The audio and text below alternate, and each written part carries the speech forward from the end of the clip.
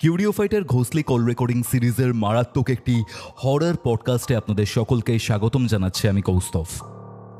দুর্গাপুরের মেয়ে প্রিয়াঙ্কা, এখন সে থাকে চেন্নাইয়ে ৩,০০০ কিলোমিটার দূরে। রিসেন্ট বিয়ে হয়েছে, কিন্তু এই বিয়ে হওয়ার আগে তার সাথে এমন কিছু ঘটনা ঘটে যা শুনলে আপনারা শিহরিত হয়ে উঠবেন। কেন শিহরিত হবেন?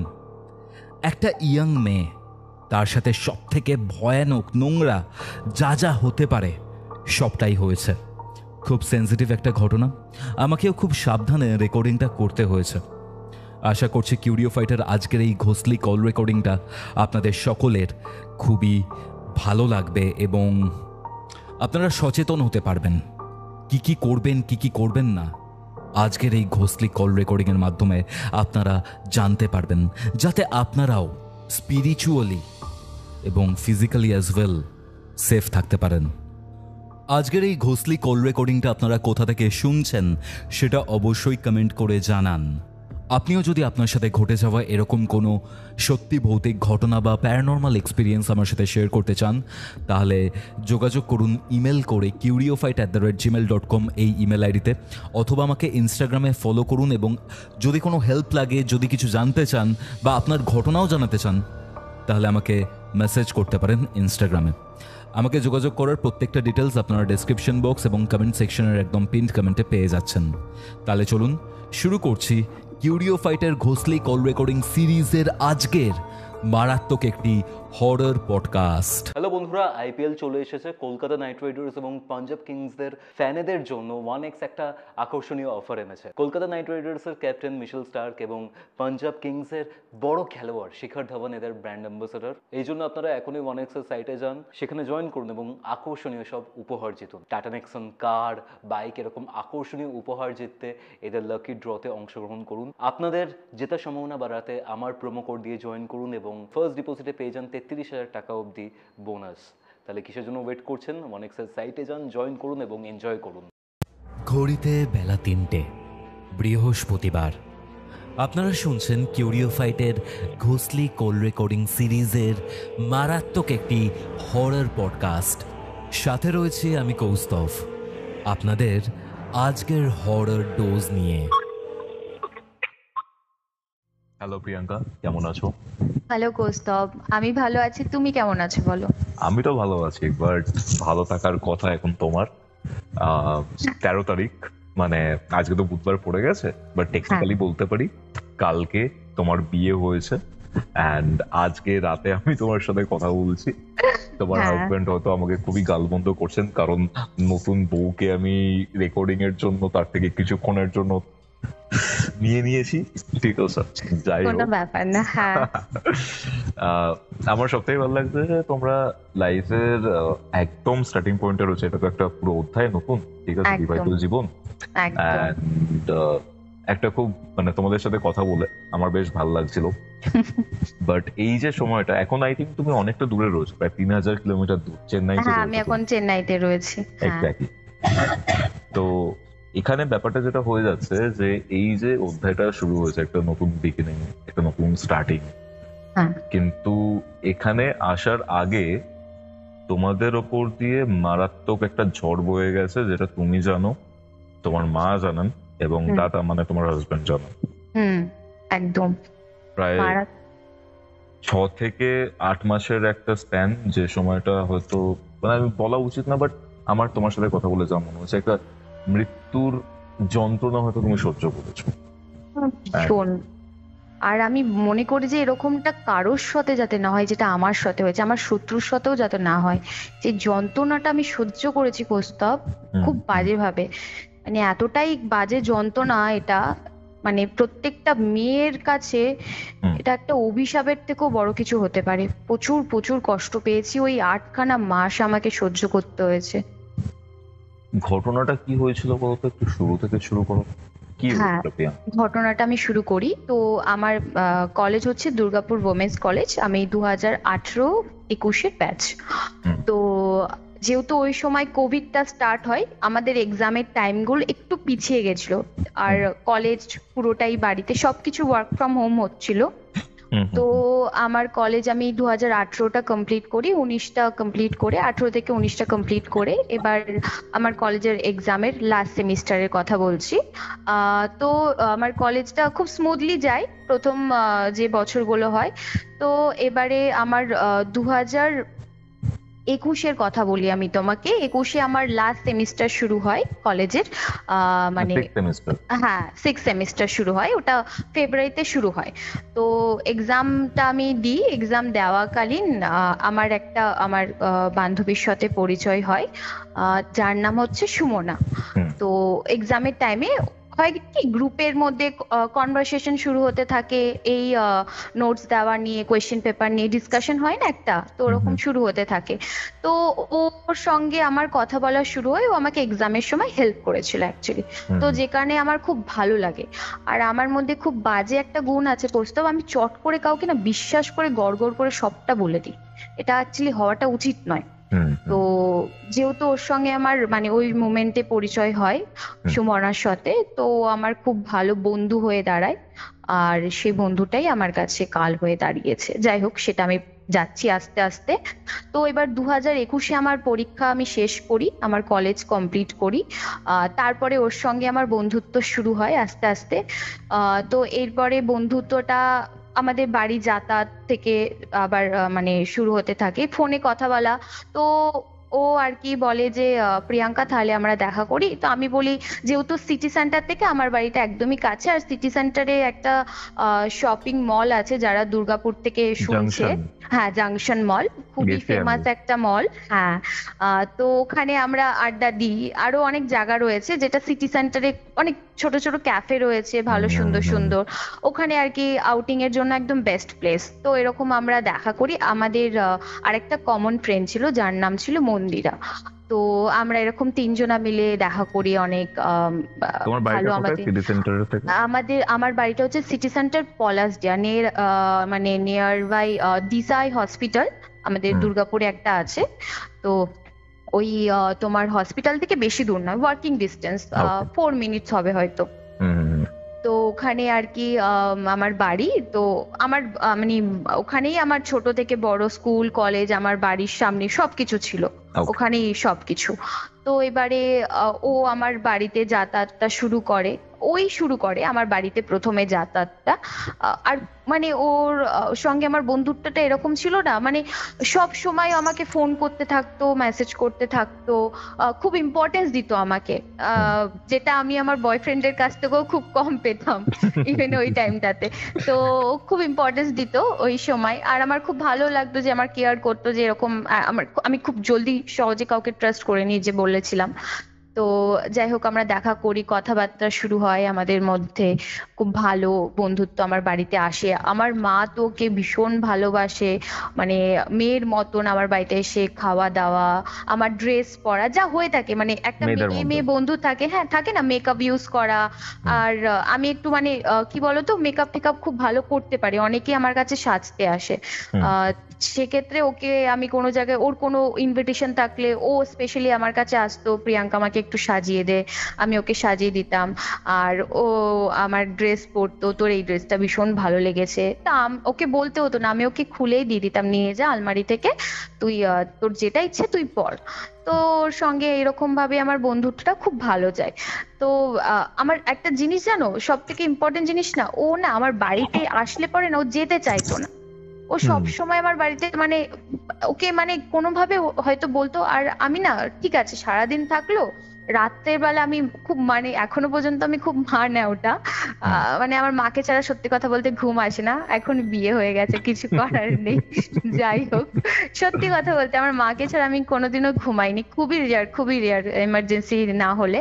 তো মানে আজ তো আর আমি ওর মায়ের কাছে শুতে পারতাম না, পাশের রুমে ওর সঙ্গে আমাকে প্রাইভেটলি শুতে হতো। আর ও আমার বাড়িতে আসতো, আর আসলে ও যেতে চাইতো না, ও বলতো প্রিয়াঙ্কা আমার না যেতে ভালো লাগছে না। আর ও সবসময় বলতো ওর বাড়ি থেকে নাকি ওকে ওই রকম ভাবে কেউ ভালোবাসা দেয় না, খুব ইমোশনালি ভাবে আমাকে আকৃষ্ট করতো ব্যাপারগুলো, মানে হয় না ওর দুঃখ ভারী কাহিনীটা আমাকে শোনাতো। আর আমি ভাবতাম বাপরে বেচারি, অনেক অনেক কষ্ট। আর ওরা একটুখানি মানে পড়ছিল, খুব একটা রিচ ফ্যামিলি থেকে বিলং করতো না, মানে মিডিল ক্লাস ফ্যামিলি থেকে বিলং করতো, মানে মিডিল ক্লাস থেকেও নিম্নবিত্ত যাকে বলা হয়। নিম্নবিত্ত পরিবার হ্যাঁ থেকে। হ্যাঁ হ্যাঁ। আর ও না আমি ওর একটুখানি স্ট্রাকচারটা বলি ভালো হবে। তুমি হয়তো আমাকে ফটোতে দেখেছো, আমি মানে মোটামুটি একটা অ্যাভারেজ দেখতে সুন্দর বলে আর কি সবাই। তো হুম। আমি মডেলিং করতাম, করেছি অনেক বছর মডেলিং করেছি দুর্গাপুরে আর কি। যারা জানে আমাকে, দুর্গাপুর, আসানসোল, বর্ধমান, কলকাতাও টুকটাক কাজ করেছি, অনেক ব্র্যান্ড প্রমোশনের কাজ করেছি। তো কলেজে মানে আমাকে সবাই জানতো, আমার প্রোফাইল খুব হাইফাই ছিল, মানে হয়তো আমার সাথে কথা বলতে আসলে ভাবতো বাবা এ তো মডেলিং করে, বাট আমার মনটা কোনোদিনও এরকম ছিল না। আমি সবার সাথে কথা বলতাম যে এ খারাপ দেখতে, এ গরিব, কখনো আমি এই ব্যাপারটা রাখতাম না। সবার সাথে আমি একদম ইকুয়ালি ভাবে যেরকমটা কথা হয় আর বলতাম, কি। একদম একদম। তো সুমনার সঙ্গেও আমি ওইভাবেই মিশি। ও একটু মানে একটু কালো, একটু ছোটখাটো দেখতে, মানে একটু অন্যরকম ওর মানে স্ট্রাকচারটা। আর ওর না চুলটা না অনেক বড় ছিল, মানে একদম কোমর ছাড়িয়ে বলতে পারো চুল ছিল, ওর চুলটা অনেক ঘন আর কোঁচকানো ছিল। আর ও ছোটখাটো দেখতে, ওই রোগা পাতলা ছিল। আর ও সবসময় না ওর শরীরে অনেকগুলো মাদুলি দেখতাম আমি, হাতে, গলায়, কোমরে খুব মাদুলি পরতো। তো আমি ওকে একদিনকে জিজ্ঞাসা করেছিলাম কিউরিসিটি থেকে, হয় না যেরকম, যে তুই এত মাদুলি কেন পরিস? তো পরেও আমাকে বলে যে ভাই আমার না একটুখানি প্রবলেম আছে, আমার খুব জলদি নজর লেগে যায়, তো আমার মা আমাকে মাদুলিগুলো পরিয়ে রাখে। তো আমি আর ব্যাপারটা নিয়ে বেশি এগাই না। তো যাই হোক, হতেই পারে মাদের হয়ে থাকে না যে নজর টজর লাগে বাচ্চাকে মাদুলি পরিয়ে রাখার জন্য। তো ওকে মাদুলি পরাতো, এবারে আমার বাড়িতে আসে, যাই হোক থাকা হয়, খাওয়া দাওয়া হয় আমাদের বাড়িতে। রাতে আর যেতে চাইতো না, এরকম এক দুদিন থাকলে মানে 2-3 দিনে মনে হয় এরকম কন্টিনিউ থাকতে শুরু করে দেয়। বেসিক্যালি তো তোমার আমাকে অ্যাটেনশন সিক করতো। একদম একদম। তো এবারে আমার বাড়িতে যেহেতু থাকা শুরু করে, তো আমি ওকে কোনোভাবে একটা আটকে ওকে বলি যে ভাই আমি বাইরে যাব, আমার শুট আছে, আমি এখন পারবো না থাকতে, তুই একা থেকে কি করবি, তুই বাড়ি চলে যা, তুই পরে আবার আসবি। তো ফোন করতো এরকম, তোর শুট কমপ্লিট হয়েছে, আবার কবে ফাঁকা আছিস, দেখা করবো, চল ঘুরতে যাব, আমি খাওয়াবো, টাকা দেবো। তো আমি বলতাম দেখ ভাই এত ঘন ঘন বাইরে যাওয়া ঠিক নয়, আমার মা খুব একটা পছন্দ করে না বাইরে, মানে রাতের পর স্পেশালি আমার বাড়ি থেকে একদমই রেস্ট্রিকশন যে লেট নাইট আমি কোনোদিনও কারোর, সত্যি কথা বলতে আমি কারোর কোনো বান্ধবীর বাড়িতে স্টে করিনি, আজ অব্দি কোনোদিন আমাকে করতেও দেয়নি। তবে একজনের বাড়িতে স্টে করছি, সেটা আমি ঘটনার সূত্রে আমি তোমাকে বলবো আস্তে আস্তে। তো ও আমাকে খুব ফোর্স করতো ওর বাড়িতে স্টে করার জন্য, মানে ও আমাকে প্রথমবার ওর বাড়িতে ডাকে, আমি সেটা তোমাকে বলছি। তো আমি যেতে চাইনি। তো এবারে ও একদিনকে আমাকে বলে যে প্রিয়াঙ্কা আমাদের বাড়িতে পুজো আছে। ও, তো ওর বাড়িতে না কালী পুজোর মানে ওর মায়ের ভর আসে, যেটা হয়ে থাকে আর কি, কিছু কিছু বাড়িতে থাকে না কালী ঠাকুরের বড় জাগ্রত মন্দির। তো ওদের মন্দিরটা না ঘরের মধ্যেই ছিল, আর ওখানে ওদের ভর আসতো ওর মায়ের। তো আমাকে সুমনার ইনভাইট মায়ের। করে, হ্যাঁ সুমনার মায়ের। তো ওর মাকেও ইকুয়ালি ওর মতন ছোটখাটো, অনেক ঘন চুল, একটুখানি কোঁচকানো চুলটা, রোগা পাতলা দেখতে, মানে দেখলেই কেমন একটা আতঙ্ক ভয় কাটা দিয়ে উঠতো। মানে কিছু কিছু মানুষকে দেখলে দেখবে না মুখের স্ট্রাকচার গুলো না একটু অন্যরকম লাগে, যে মানুষটা একটু অন্যরকম টাইপের, পাশে দাঁড়ালেও মনে হয় যে একটু অন্যরকম লাগছে, মানে আমি যেটা বুঝতে পারছি সেটা হচ্ছে হ্যাঁ দেখো, রোগা ছোটখাটো হ্যাঁ বা একটু ডার্কার কমপ্লেক্সন হ্যাঁ হ্যাঁ যাদের হয়, হ্যাঁ সবাইকে হ্যাঁ কিন্তু মানে অনেকেই খুব কিউট, মানে মুখটা খুব হ্যাঁ সুন্দর হয়, লক্ষ্মী হ্যাঁ প্রতিমার মতো হয়। হ্যাঁ হ্যাঁ বাট তুমি এখানে বলতে চাইছো, যেটা আমি বুঝতে পারছি সেটা হচ্ছে যে মুখ বা চোখ দেখলে এই হ্যাঁ জিনিসটা হ্যাঁ। মানে আর ওদের ভয় ওদের লাগবে। ফ্যামিলিতে সবাই কত কত মাদুলি পরতো দেখতাম, এত মাদুলি পরতো, ওর মাকেও দেখতাম প্রচুর মাদুলি, গলায় মাদুলি, প্রচুর মাদুলি পরতো ওরা। তো ওর মা ওখানে ওদের কালী পুজো হয়, আমাকে ইনভাইট করে। তো মায়ের কাছে পারমিশন নিই, আর না ওই দিনকে না বৃষ্টি হয়েছিল। কোনোভাবে আমাকে হয়তো আটকাচ্ছিল যাওয়ার জন্য সেদিনকে। কারণ আমার ওদের বাড়িতে যেতে গিয়ে না অনেক বাধা পড়ে। সে প্রথমবার যেই দিনকে যাই অনেক বাধা পড়ে, হয়তো ঠাকুরও চাইনি যে আমি ওদের বাড়িতে যাই। অনেক বৃষ্টি আটকিয়েছিল, আমাকে ট্রান্সপোর্ট নিয়ে অসুবিধা হচ্ছিল। তো আমি ওকে ফোন করে বলি আমি যেতে পারবো না মনে হয় জানিস তোদের বাড়িতে। তো আমাকে বলে তোকে এক কাজ কর, আসতে হয় না, আমি এখান থেকে ওর একটা পাশের বাড়ির কোন দাদাকে ডাকে, তো ওর সঙ্গে ও বাইকে করে আসে, আমাকে তারপরে পিক আপ করে ও নিয়ে যায়। তারপরে অনেক ফোর্স করার পর মাকে আমি বলি যে মা, মা আমাকে ডাকছে তো যেতে হবে, আমি চলে আসবো জলদি। তো এটা কি বলে ঠিক নভেম্বর আছে। মাসের ঘটনা? আর হ্যাঁ, এটা নভেম্বর বলতে তোমার 2021-এর কলেজটা কমপ্লিট হয়। হ্যাঁ, তারপরে এবার সিনগুলো আমি তোমাকে বলছি ওই 2022 মানে লাস্টের দিক থেকে একদম, মানে পুরো ঘটনাটা বলছি 2021-এ। আর এই কালী পুজোটা কি 22-এর কালী ঘটনা? পুজোটা, হ্যাঁ কালী পুজোটা ওদের বাড়িতে, কালী পুজোটা ওই যে কালী পুজো হয় সেই কালী পুজো না, ওদের বাড়িতে একটা তিথি হয় কালী পুজো অন্য টাইমে। সবার বাড়িতে ওই কালী পুজো যে কালী পুজোর দিনকে হয় তার কোনো ব্যাপার নেই, ওদেরটা একটা অন্য দিনে পড়ে কালী পুজোটা। ওই অমাবস্যা দেখে একটা হয় যেটা কালী পুজোর টাইমে। তো আমি যাই, আমাকে নিয়ে যাই ওদের বাড়িতে। যখন ঢুকি, মানে ওদের বাড়ির স্ট্রাকচারটা তোমাকে একটু আমি বলে দিই। ঢুকতেই একদম একটা গেট, একটু গলি দিয়ে ঢুকতে হয়। পাশে ওদের মানে একটা বাড়ি, যেটা তোমার হচ্ছে ইটের বাড়ি, বাট বাড়িটা মানে টালির, বুঝতে পারলে। আর পাশে ওর কাকার বাড়ি, কাকার বাড়িটা একটুখানি ভালো দালান বাড়ি, ওই ইটের বাড়িতেই ওরা থাকে, এই যেটা টালির বাড়ি ওখানেই ঠাকুরটা রাখা ভেতরে। তো ঢুকতেই বাঁ দিকে গিয়ে ওদের দরজা পড়ছে বাড়িটা। তো আমি ঢুকি আর কি। ঢোকার পরই এত মানে লোকজনও হয়। তারপরে লোকজন হওয়ার পর দেখি পুজো টুজো হয়। যাই হোক, পুজোর টাইমে ওর মার সঙ্গে আমার পরিচয় করিয়ে দেয় প্রথমবার। ওর মা যখন আমার সঙ্গে দেখে, কথা বলে, ওর মা খুব খুশি হয়, ভীষণ খুশি হয় যে আমাকে নিয়ে গেছে। আমাকে একটু আলাদাভাবেই প্যাম্পার করা হয়েছিল ওদের বাড়িতে। আমার কিছু একটু অদ্ভুত লেগেছিল ঘটনাগুলো। মানে তোমাকে বলি এখানে ঘটনাটা অদ্ভুত লেগেছিল যে আমাকে প্রসাদ দিয়েছিল না খেতে, তো আমি খেতে পাচ্ছিলাম না। খেতে পাচ্ছিল না কেন? জানি না কেন খেতে পাচ্ছিলাম না, বেশি প্রসাদ আমি খেতে পাচ্ছিলাম না। আমি খুব একটা মিষ্টি পছন্দ করি না কৌস্তব। তো আমি যতটুকু পেরেছিলাম খেয়েছিলাম। আর সব থেকে বড় বিষয়, আমি আমার প্লেট থেকে ওকে দিচ্ছিলাম ওই দিনকে, ও কিন্তু নিতে চাইছিল না খাবারটা। আচ্ছা আচ্ছা, আমার প্লেট থেকে নিতে যাবো যে তুই খা, ওকে বুঝতে পারলে।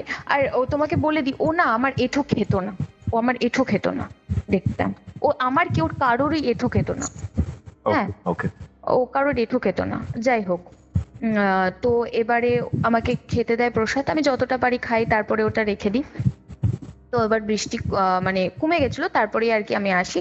তো সন্ধে হয়ে আসছে, আমি বলি কাকিমা আমি বাড়ি যাচ্ছি, সন্ধে হয়ে গেছে। মা চিন্তা করবে, অলরেডি বাড়ি থেকে ফোন আসা শুরু করে দিয়েছে। তো আমি আর কি বাড়ি যাই, তারপরে ও আমাকে ছেড়ে দেয় বাড়িতে। তো বলে যে তাহলে প্রিয়াঙ্কা কালকে দেখা করি। আমি বললাম দেখ এই আজকে গেলাম, দুদিন পর দেখা করি। মানে রোজ ওর একটা মানে দেখা করার, আমাদের বাড়ি আসার একটা ব্যাপার থাকতো সব সময়ের জন্য। আসবে আসবে আসবে আমার বাড়িতে, আমার সঙ্গে টাইম স্পেন্ড করবে। তো আমি বলি দুদিন পরে দেখা করব। তো যাই হোক, আমি বাড়ি চলে যাই। বাড়িতে স্মুথলি আমার দিন কাটে, আমি নিজের কাজের মধ্যে থাকি। ও আমাকে ফোন করতে থাকতো, মেসেজ করতে থাকতো, আর ফোন করলে ফোন রাখতেই চাইতো না, বক বক করেই যেত। বাট খুব ভালো লাগতো যে আমাকে এত ভালোবাসে, যে আমার খুব অনেকদিন পর আমার খুব ভালো একটা কাছের বন্ধু হয়েছে। আমি ওকে খুব বিশ্বাস করতাম, সব থেকে বড় যে অন্ধের মতন বিশ্বাস করতাম ওকে আমি। টাকা পয়সাও দেওয়া নেওয়া এরকম ভাবেও হয়েছে, যে ওর ফাইন্যান্সিয়াল টাইমেও আমি ওকে হেল্প করেছিলাম। তো এবারে আমার বাড়িতে যাতায়াতটা হয়। এবার আমি তোমাকে বলি, ও একদিনকে আমাদের বাড়িতে থেকেছিল। হ্যাঁ, যেটা আমার ফার্স্ট, যেটা আমি ফিল করি। তো একদিন আমাদের বাড়িতে থেকেছিল। ওই দিনকে আমি সারা রাত না আমি ঘুমাতে পারিনি। মানে আমি কেন জানি না আমি ঘুমাতে পারছিলাম না, লাইট জ্বেলেই ঘুমিয়েছিলাম। আর মাকে ছাড়া ঘুমিয়েছিলাম, মেবি হয়তো আমি তার জন্য ঘুমাতে পারছিলাম না। কিন্তু সেটার থেকেও একটা অন্যদিক ব্যাপার, যে ও আমার পাশে ঘুমিয়েছিল ঠিকই, কিন্তু আমার কেন জানি না মনে হয়েছিল আমরা দুজন ছাড়াও থার্ড পার্সন কি ওখানে প্রেজেন্ট ছিল। মানে তোমরা দুজন ছাড়াও আরো কেউ রয়েছে ঘরের মধ্যে? কেউ রয়েছে ঘরের, তোমার নিজের ঘরে? নিজের ঘরে। আর এটা কালী পুজোর পরে? হ্যাঁ, এটা কালী পুজোর পর আমার বাড়িতে যখন ও আসে স্টে করে। তখন তো থার্ড পার্সনটা কোনো মানুষ নয়, কিন্তু বেসিক্যালি কোনো মানুষ নয়। থার্ড পার্সন চোখে কাউকে দেখা যাচ্ছে না, না, basically feel এরকম করছো শুধু। ফিল করছো একটা হুম, হুম, ব্যাপার। তো ব্যাপারটা হচ্ছে দরজা দিয়ে ঢুকছে বারবার, হুম, লাইট কিন্তু জ্বালানো। আর আমার আর মানে মন্দিরটা ওই ঘরে একটা ঠাকুরের জায়গা রয়েছে, তোমাদের কিন্তু বাড়িতেই এটা? হ্যাঁ ঠাকুরের জায়গা রয়েছে, যে রুমটা শুয়েছিলাম। হুম, হুম, তো আমার বাড়ির যে খাটটা, আমি রুমটার একটুখানি ডিরেকশনটা তোমাকে বলে দিই। দরজা, আমাদের বাড়িটার ডিরেকশনটা অ্যাকচুয়ালি বলে দিলে ভালো হয়। আমাদের বাড়িটা কি বলতো, একতলা বাড়ি। হ্যাঁ, বাড়িটা অনেকটা স্পেস নিয়ে, একদম মার্কেটের সামনেই বাড়ি। ঢুকতেই লম্বা একদম বারান্দা, বারান্দার সাইডে তোমার সিঁড়ি দিয়ে উঠতে হচ্ছে রান্নাঘর। রান্নাঘরটা ক্রস করে আমাদের ডাইনিং প্লেস চলছে। ডাইনিং প্লেসটা গিয়ে আমাদের একটা উঠোন পড়ছে। এবার ডাইনিং প্লেসটার সাইডে দুটো গেট, যেটা হচ্ছে দুটো রুম, একটা বড় রুম, একটা হচ্ছে ছোট রুম।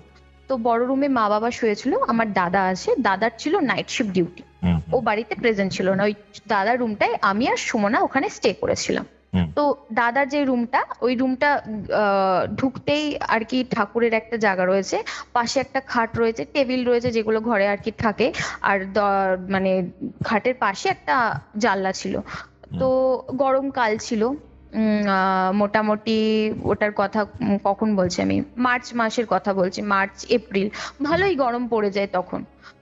তো এবারে ওর খাওয়া দাওয়া হয়ে গেছে, ও অ্যাজ ইউজুয়াল ওর নাটক, ও বাড়ি যাবে না, হুম, শোবে আমার কাছে। তো আমি বলি ঠিক আছে থাকুক, মাকে বলি যে শোয় তো মাঝে সাঝে শুক। তো এবারে শোয় আমার কাছে, আমিও আর কি ফোন, আমার স্বভাব আছে খুব রাত অব্দি ফোন ঘাটা।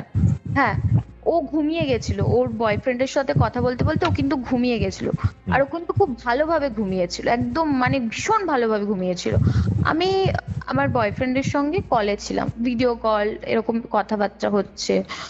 তো আমি এবার রাত হয়ে যায়, তো আমি ওকে বলি তাহলে শুয়ে পড়ি, রাত হয়ে গেছে, কালকে সকালে আবার উঠতে হবে। তো ফোনটা রেখে আমি লাইটটা জ্বালিয়েই শুই আর কি। শুলাম, দরজাটা কিন্তু আমাদের ছিটকানি দেওয়া ছিল না, জাস্ট ভেজানো ছিল। আমার মনে হচ্ছে আমি চোখটা মানে কিছুতেই বন্ধ করতে পারিনি কৌস্তব, মানে মনে হচ্ছে কেউ দরজা দিয়ে ঢুকলো আর আমার খাটের মাথার সামনে কেউ দাঁড়িয়ে আছে। মানে তোমাদের খাটের যে মাথাটা ছিল হ্যাঁ, তার পেছনে খাটের স্পেস আমার আছে? হ্যাঁ হ্যাঁ স্পেস ছিল, স্পেস ছিল, আর ওখানে কে দাঁড়িয়ে আছে, আবার পায়ের সামনে যাচ্ছে। হুম, হুম, আমার গায়ে জাস্ট লিটারালি কাটা দিয়ে দিচ্ছে, আমি ওই মুভমেন্টটা ভাবছি জাস্ট, উফ কি ভয়ানক মানে লাগছে। এমনিতে আমার তুলা রাশি, সব থেকে বড় বিষয়, আমি খুব নেগেটিভ এনার্জি না চট করে ক্যাচ করে নিতে পারি, যে কোনো জায়গায় দাঁড়ালে আমি বুঝাবো এই জায়গাটা ঠিক নয়, আমার গা ভারী হয়ে যায়। হুম, হুম, তো বারবার ওরকম মাথার সামনে কে পাইচারি দিচ্ছে, মাথার সামনে আসছে। সারা রাত ঘুমাতে পারছি না, আচ্ছা মুশকিল, তো আবার ফোন ঘাঁটতে শুরু করে দিয়েছি, হুম, কিছুতেই ঘুমাতে পারছি না, কিছুতেই না। এরকম করে করে কোনো রকমে দেখছি বেজে গেছে, মানে অলমোস্ট 4:30 পৌনে 5টার কাছাকাছি, মানে সারা রাত আমার সাথে এটা হয়েছে।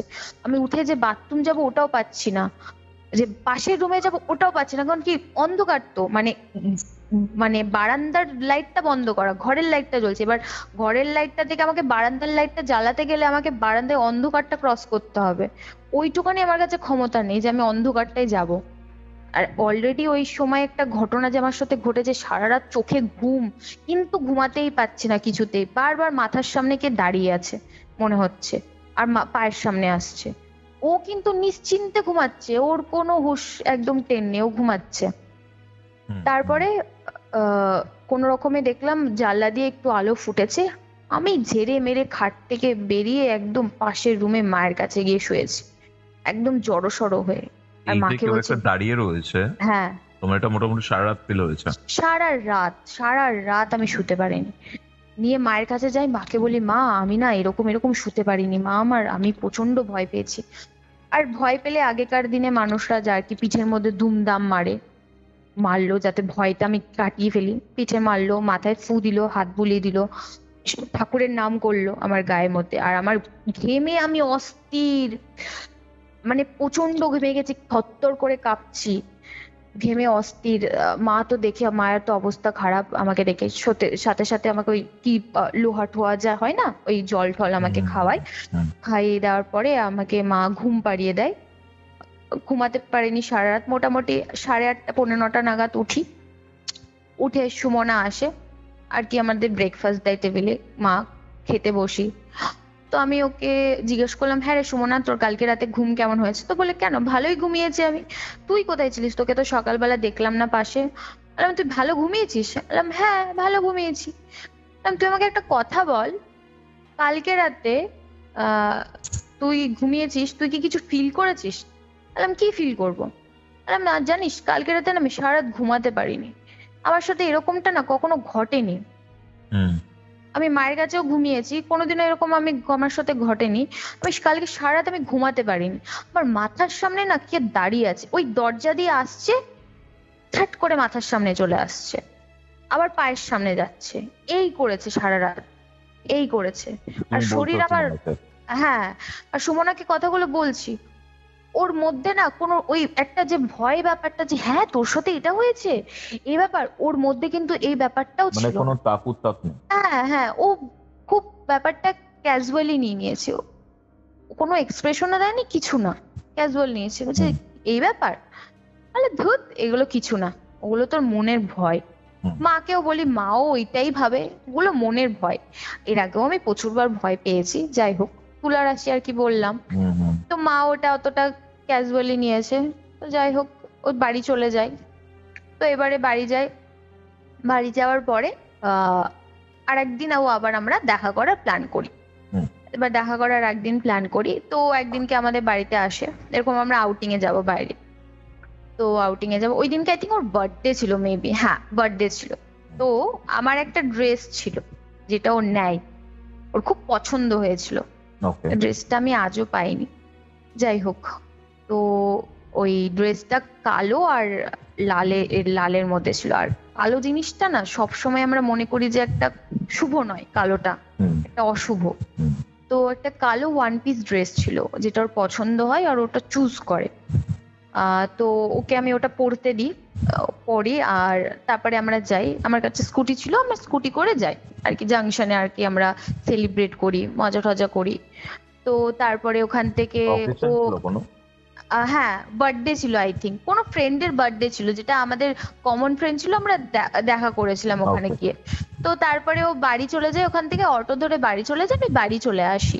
ও ওই দিনকেও থাকতে চাইছিল, যে ভাই অনেক রাত হয়ে গেছে, তোর বাড়িটা সিটি সেন্টার থেকে কাছে, আমি আবার অত দূর। আমি বললাম, দেখ ভাই, এখন আজকে আর থাকা যাবে না, আমাদের তো দুটোই রুম জানিস, দাদার আজকে ডিউটি নেই, ও এবার শুভ কোথায়, আমার তো বাবা মার সাথে আমি ঘুমাই, শুতে অসুবিধা হয়ে যাবে, অন্যদিন শুস, দাদা যেদিন ডিউটি থাকবে আমি তোকে বলে দেবো, ওই দিনকে এসে শুস। তো যাই হোক, ও বাড়ি চলে যায়, অনেক বোঝানোর পরে আমিও বাড়ি চলে আসি। ওই ড্রেসটা নিয়ে নেয় ও, হ্যাঁ ওই ড্রেসটা ওর কাছেই থাকে। ও আমাকে বলে যে আমি তোকে পরে দিয়ে দেবো। আমি বললাম, ঠিক আছে, কোনো ব্যাপার নয়, তুই রাখ তোর কাছে, আমার যদি কখনো দরকার পড়ে আমি তোর কাছ থেকে চেয়ে নেবো। তো ওর ড্রেসটা ও নিয়ে নেয়। তো তারপরে আমি বাড়ি আসি, নর্মাল লাইফ আবার যে কাজ সেই চলতে থাকে নিজের কাজের মধ্যে থেকে। এরপরে আমার সাথে শুরু হয় একটার পর একটা ঘটনা, যেটাকে বলি আমরা প্যারানর্মাল, এটা স্বাভাবিক নয়, যেটা আমার বাড়িতে। এটা আমার শুরু হয় তোমার গরমকাল, মার্চে, যেটা বললাম শুয়েছিলাম, হ্যাঁ 2022। এবার শুরু হয় আমার 2022-এর অগস্টের 7 তারিখ থেকে, যেটা অ্যাকচুয়ালি আমার সাথে শুরু হয় 7 তারিখ। একটা কথা বলো, তুমি বললে 2022-এর মার্চ থেকে স্টার্ট হয় ব্যাপারটা। হ্যাঁ, মার্চে আমার প্রথম একটা যেটা আমি ফিল করি, তারপরে আমার সঙ্গে পরপর ঘটতে থাকে, পরপর। ওটা হওয়ার পর অনেকটা গ্যাপ হয়, তারপরে পরপর ঘটতে থাকে, মানে অগস্ট থেকে পরপর ঘটে। হ্যাঁ, অগস্ট থেকে আমার ভয়ানক যে ঘটনাটা আমার সাথে ঘটতে থাকে। ঘটনাটা ঘটে যে শুয়ে আছি, হ্যাঁ ঘুমাচ্ছি নর্মাল, মায়ের কাছে আমি ঘুমাই, দেখতে থাকি আমি আর ঘুমাতে পারছি না। সব সময় যে ওই মাথার সামনে মনে হয় কেউ দাঁড়িয়ে রয়েছে, ওই ব্যাপারটা মানে দাঁড়িয়েই রয়েছে। এখন আমি মায়ের সামনেও শুলে আমার মনে হচ্ছে যে ওটা দাঁড়িয়ে রয়েছে মাথার সামনে, হ্যাঁ ওটা মাথার সামনে দাঁড়িয়ে রয়েছে। বাথরুমে একা যেতে ভয় পেতাম। যাই হোক, লাইট টাইট জ্বালালো তাও মাকে বলতাম মা তুমি দাঁড়াও। একটু ভয় পেতাম, কিন্তু একা বাথরুম যাওয়ার সাহসটা ছিল, ওটাও আমার চলে গেছিল। যে সব সময় মাকে বলছি মা জানো আমার না শরীর ভারী হয়ে আসছে, আমার না শরীরটা কেমন করছে, আমি না অনেকদিন মনে হচ্ছে ঘুমাইনি, শরীরটা কেমন খুব মানে অস্বস্তি লাগছে, কেমন ভারী ভারী হয়ে আসছে। একটা নর্মাল মানুষের লাইফ আর ওই টাইমের লাইফটা টোটালি আলাদা। যার সাথে হয় সেই ফিল করতে পারে, অন্য কেউ কিন্তু শুধু বুঝতেই পারবে ওপর থেকে। তো শরীরে বিভিন্ন রকম চেঞ্জ হতে থাকে, মানে তারপরে আস্তে আস্তে আমি যখন বাথরুমে যাই দেখি একদিনকে বাথরুমে গিয়ে দেখি যেরকম চান করতে গিয়ে দেখি আমার শরীরে বিভিন্ন জায়গায় দাগ। কিসের দাগ? নখের দাগ, আচ্ছা। বাজেভাবে নখের দাগ। এবার নখের দাগটা এমন এমন জায়গায় বলতে পারবো না, মানে খুবই প্রাইভেট প্রাইভেট জায়গায় যেটা হয়ে থাকে ওরকম জায়গায় নখের দাগ দেখছি। তোমার নিজের হাতে কি নখ ছিল? না, আমি প্রচন্ড পরিমাণে দাঁত দিয়ে নখ কাটি, আমার হাতে একদম নখ নেই। ওই কখনো কখনো ওই একটুখানি ওই আর্টিফিশিয়াল নখ যেটা হয়ে থাকে অনুষ্ঠানে লাগায়, তাছাড়া আমি প্রচন্ড, আমার পায়েও ইভেন নখ নেই। আমি প্রচন্ড খুব ব্যাড হ্যাবিট যে আমি দাঁত দিয়ে নখ কাটি ছোট্টবেলা থেকে। তো প্রচন্ড হাত মানে দেখছি গায়ের মধ্যে, হাতে, তারপরে হচ্ছে পেটে, বুকের সাইডে, থাইগুলোতে নখের দাগ। নখের দাগটা মানে কিরকম তোমাকে বলি, তিনটে আবার নখের দাগ, একটা জায়গায় তিনটে, একটা জায়গায় দুটো, একটা জায়গায় তিনটে, একটা জায়গায় দুটো, এরকম নখের দাগ। কিন্তু লম্বা টানা চেরা? হ্যাঁ, লম্বা টানা চেরা চেরা। কিন্তু আশ্চর্যের বিষয় জানো কৌস্তব, আমার নখের দাগগুলোই না কোনো জ্বলন ছিল না, কোনো জ্বলন ছিল না কিন্তু নখের দাগগুলোতে। মানে আমি একটা যে কেটে চুড়ে গেলে যে জ্বলা হয়, আবার গরমকাল ওপর থেকে, আগস্ট মাসে মানে তাও ভালোই গরম ছিল তখন মোটামুটি, কিন্তু কোনো জ্বালার সাবান টাবান দিচ্ছি, কোনো জ্বলন, কোনো ফিল পাচ্ছি না এগুলোতে। কিন্তু নখের দাগটা হয়, ওটা আমি ফিল করি। ঘুমাতে তো ঘুম তো চলেই গেছে। তো আমার বাড়ির সামনে একটা মনসা মন্দির ছিল, ঠাকুর বাড়ি। তো মা বলে যে তুই এত ভয় পাচ্ছিস, চল তোকে একটু মাদুলি দিয়ে আসি। আর আমি সত্যি কথা বলতে এগুলো একদম বিশ্বাস করি না, একদম বিশ্বাস করি না, আমার এগুলো মানে ভৌতবি লাগে একদম।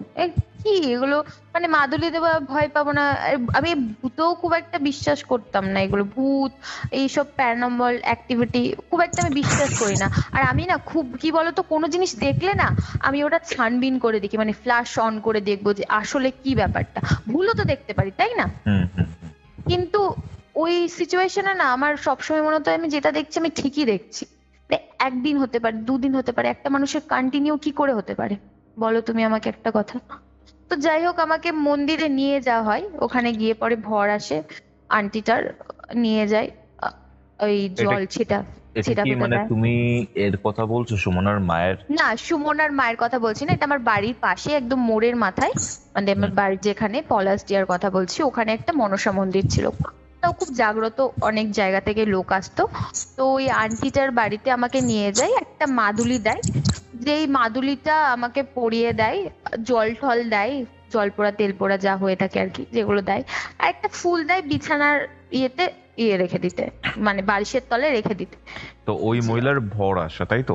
ওই মহিলারও ভর আসে। সুমনার মায়ের ও তো ওখানে অন্য জায়গায় থাকে, ওর মায়ের কাছে যায়নি, এটা অন্য আন্টি। তো হ্যাঁ, তো এবারে যাই, ওটা দেওয়ার পর নর্মাল হয়ে যায় আবার অনেকটা, মানে একটু ভয়টা না আবার কম পেতে থাকি। তো ভয়টা কম পেতে থাকি, কিন্তু শরীরের একটা আলাদা মানে চেঞ্জ হতে থাকে, মানে খুব শুকনো হয়ে যায় আস্তে আস্তে, যে একটা রোগ মনে হয় যে, হয় না একটা মানুষের দেখবে না হট করে সুগার ধরা পড়লে যে শুকিয়ে যায় না, ওরকম শুকিয়ে গেছে আমার। কিন্তু সুগার টুগার কিছু নেই, ওরকম কিচ্ছু নয়, শরীর এমনি ঠিক আছে, শুকিয়ে গেছে। আর সব থেকে একটা জিনিস জানো কৌস্তব, আমার না বলি তোমাকে, আমার না ইউরিনের জায়গায় প্রচন্ড জ্বালা করতো, প্রচন্ড জ্বালা করতো, কেন জানি না প্রচন্ড জ্বালা করতো ইউরিনের জায়গায়। বাথরুমের কালার না আমার চেঞ্জ হতে থাকে, মানুষের হলুদ কালারের বাথরুম হয়, কখনো গ্রিন কালারের বাথরুম দেখেছো?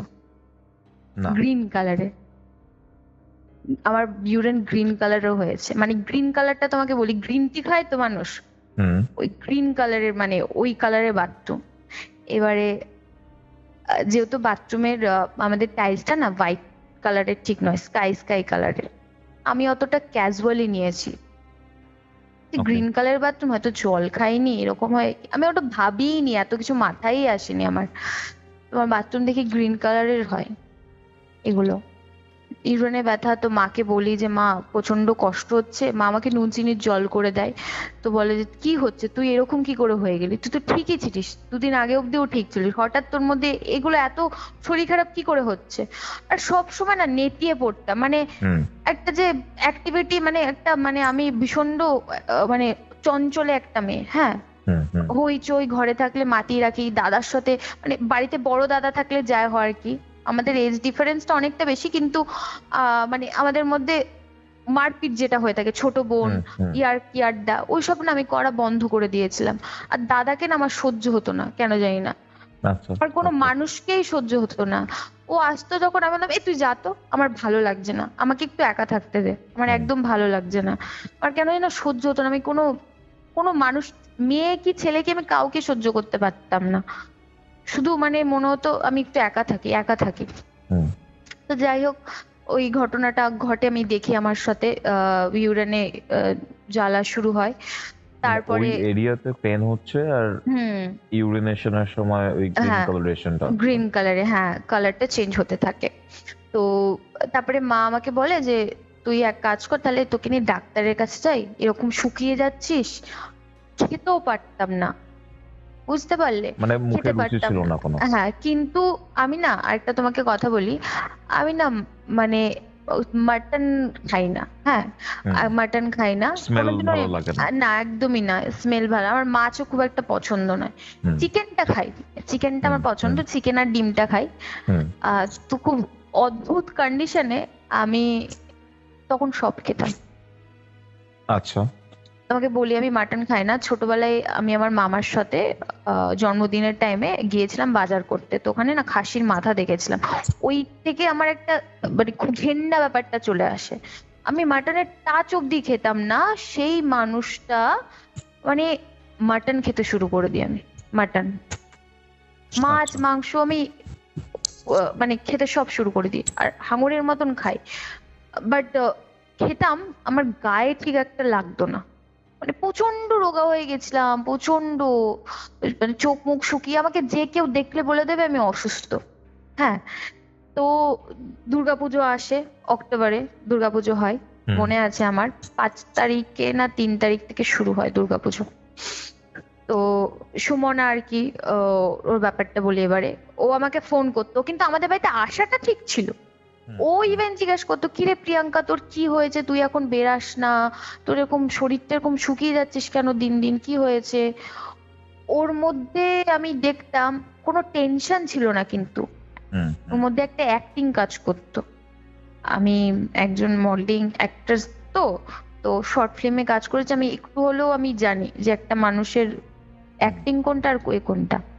হুম তো যাই হোক, তো ও আমার বাড়িতে আসতো, ওই সময়টাও এসেছিল, আর এসে আমাকে দেখে গেছে, থাকতে চাইতো, কিন্তু আমার মা ওকে বলতো, এবারে মাই বলতো যে দেখ মনা, প্রিয়াঙ্কার শরীরটা তো ভালো নেই, ও এখন একা শোয় না, ওকে আমি আমার কাছে শোয়াই, তো তুই না এখন কিছুদিন আয়, কিন্তু রাতে থাকিস না, হুম।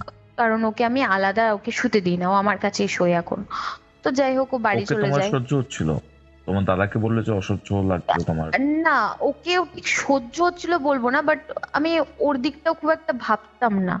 হুম সহ্য তো আমার কাউকে হতো না, বাট ওর দিকটা আমি অতটা ভাবতাম না, আমি শুধু নিজেকে নিয়ে ভাবছি আমার সাথে কি হয়ে গেল।